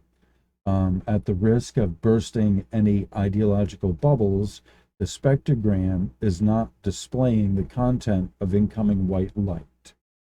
White coloring in the spectrogram is indicative of a portion of the signal which conforms to a mathematical shape or slope characteristic of the wave. Quality is the magnetics which radiate outwards laterally, horizontally reflected on the spectrogram. Green mode, which is 4, is the level of wavelength frequencies which are closest in response to the actual planets themselves. The other modes, 1, 2, 3, measure reflectivity off the higher layers of the atmosphere, and they start, showing up a higher signature. All right, so there's more to this, but it's I've already this is the rest. Oh my God, I need to go to sleep here. It's time to close. There's more to this that can be found on my website. Okay, so the rest of this is found on the website. So on that cheery note, I am going to end the video. I'm going to play some Aronmix on the way out, and then I don't know what I'm going to do. Probably legitimately go to sleep. So on that cheery note, have a great rest of your day. And I will talk with you soon. Assumedly, this is a premiere, so everyone have a great rest of your day. And these things take forever to download. It's going to take like 6. It's not just downloading; they also process. So this is going to take me like 10 hours of of downloading and processing. I'm not kidding. So this is probably going to be Monday when I'm able to show this. I'm going to have to put a timer on it, but I'm not kidding. These long videos take forever to process. They got to process into YouTube algorithm. All right. So anyway, so that's enough out of me. We're killing the music time. On that cheery note, that's off. On that cheery note, thank you everyone for being here. Have a great rest of your day. Namaste.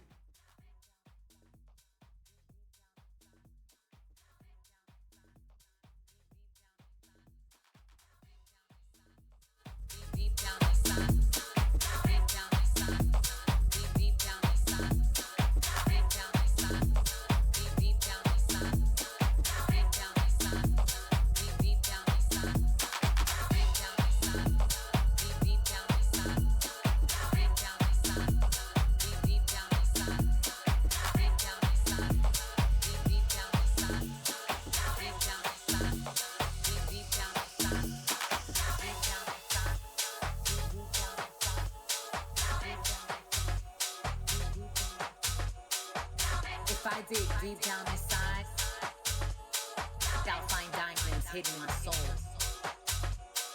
I'm cursed. I was birthed with this gift of already possessing the right shit, and I love every bit of it. Try to write recipes for others to copy, but they come up short. The missing ingredient cannot be bought, so they search, and I hope for the best. I found my heaven early, so my soul never rests. I celebrate each breath and give thanks to those before me. I listen clearly to the rhythm in me, and I dance till I sweat. I dance till I remember. I dance till my hands clap together, and I clap, bringing back the sound of a heartbeat.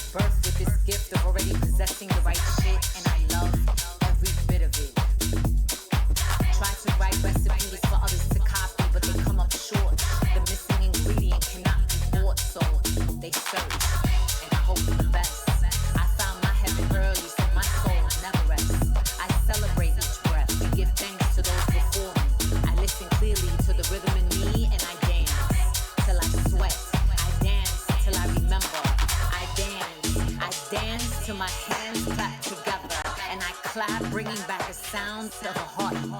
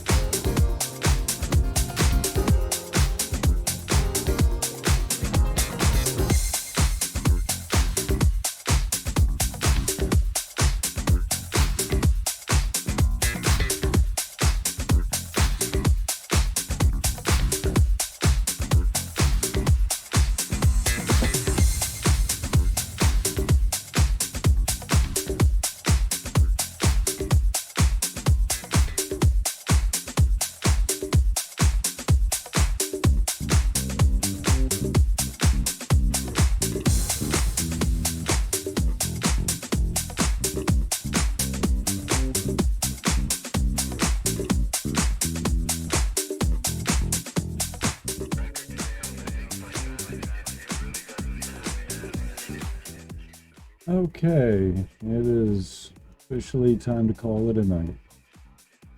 Thank you for everyone for being here. Have a great rest of your night.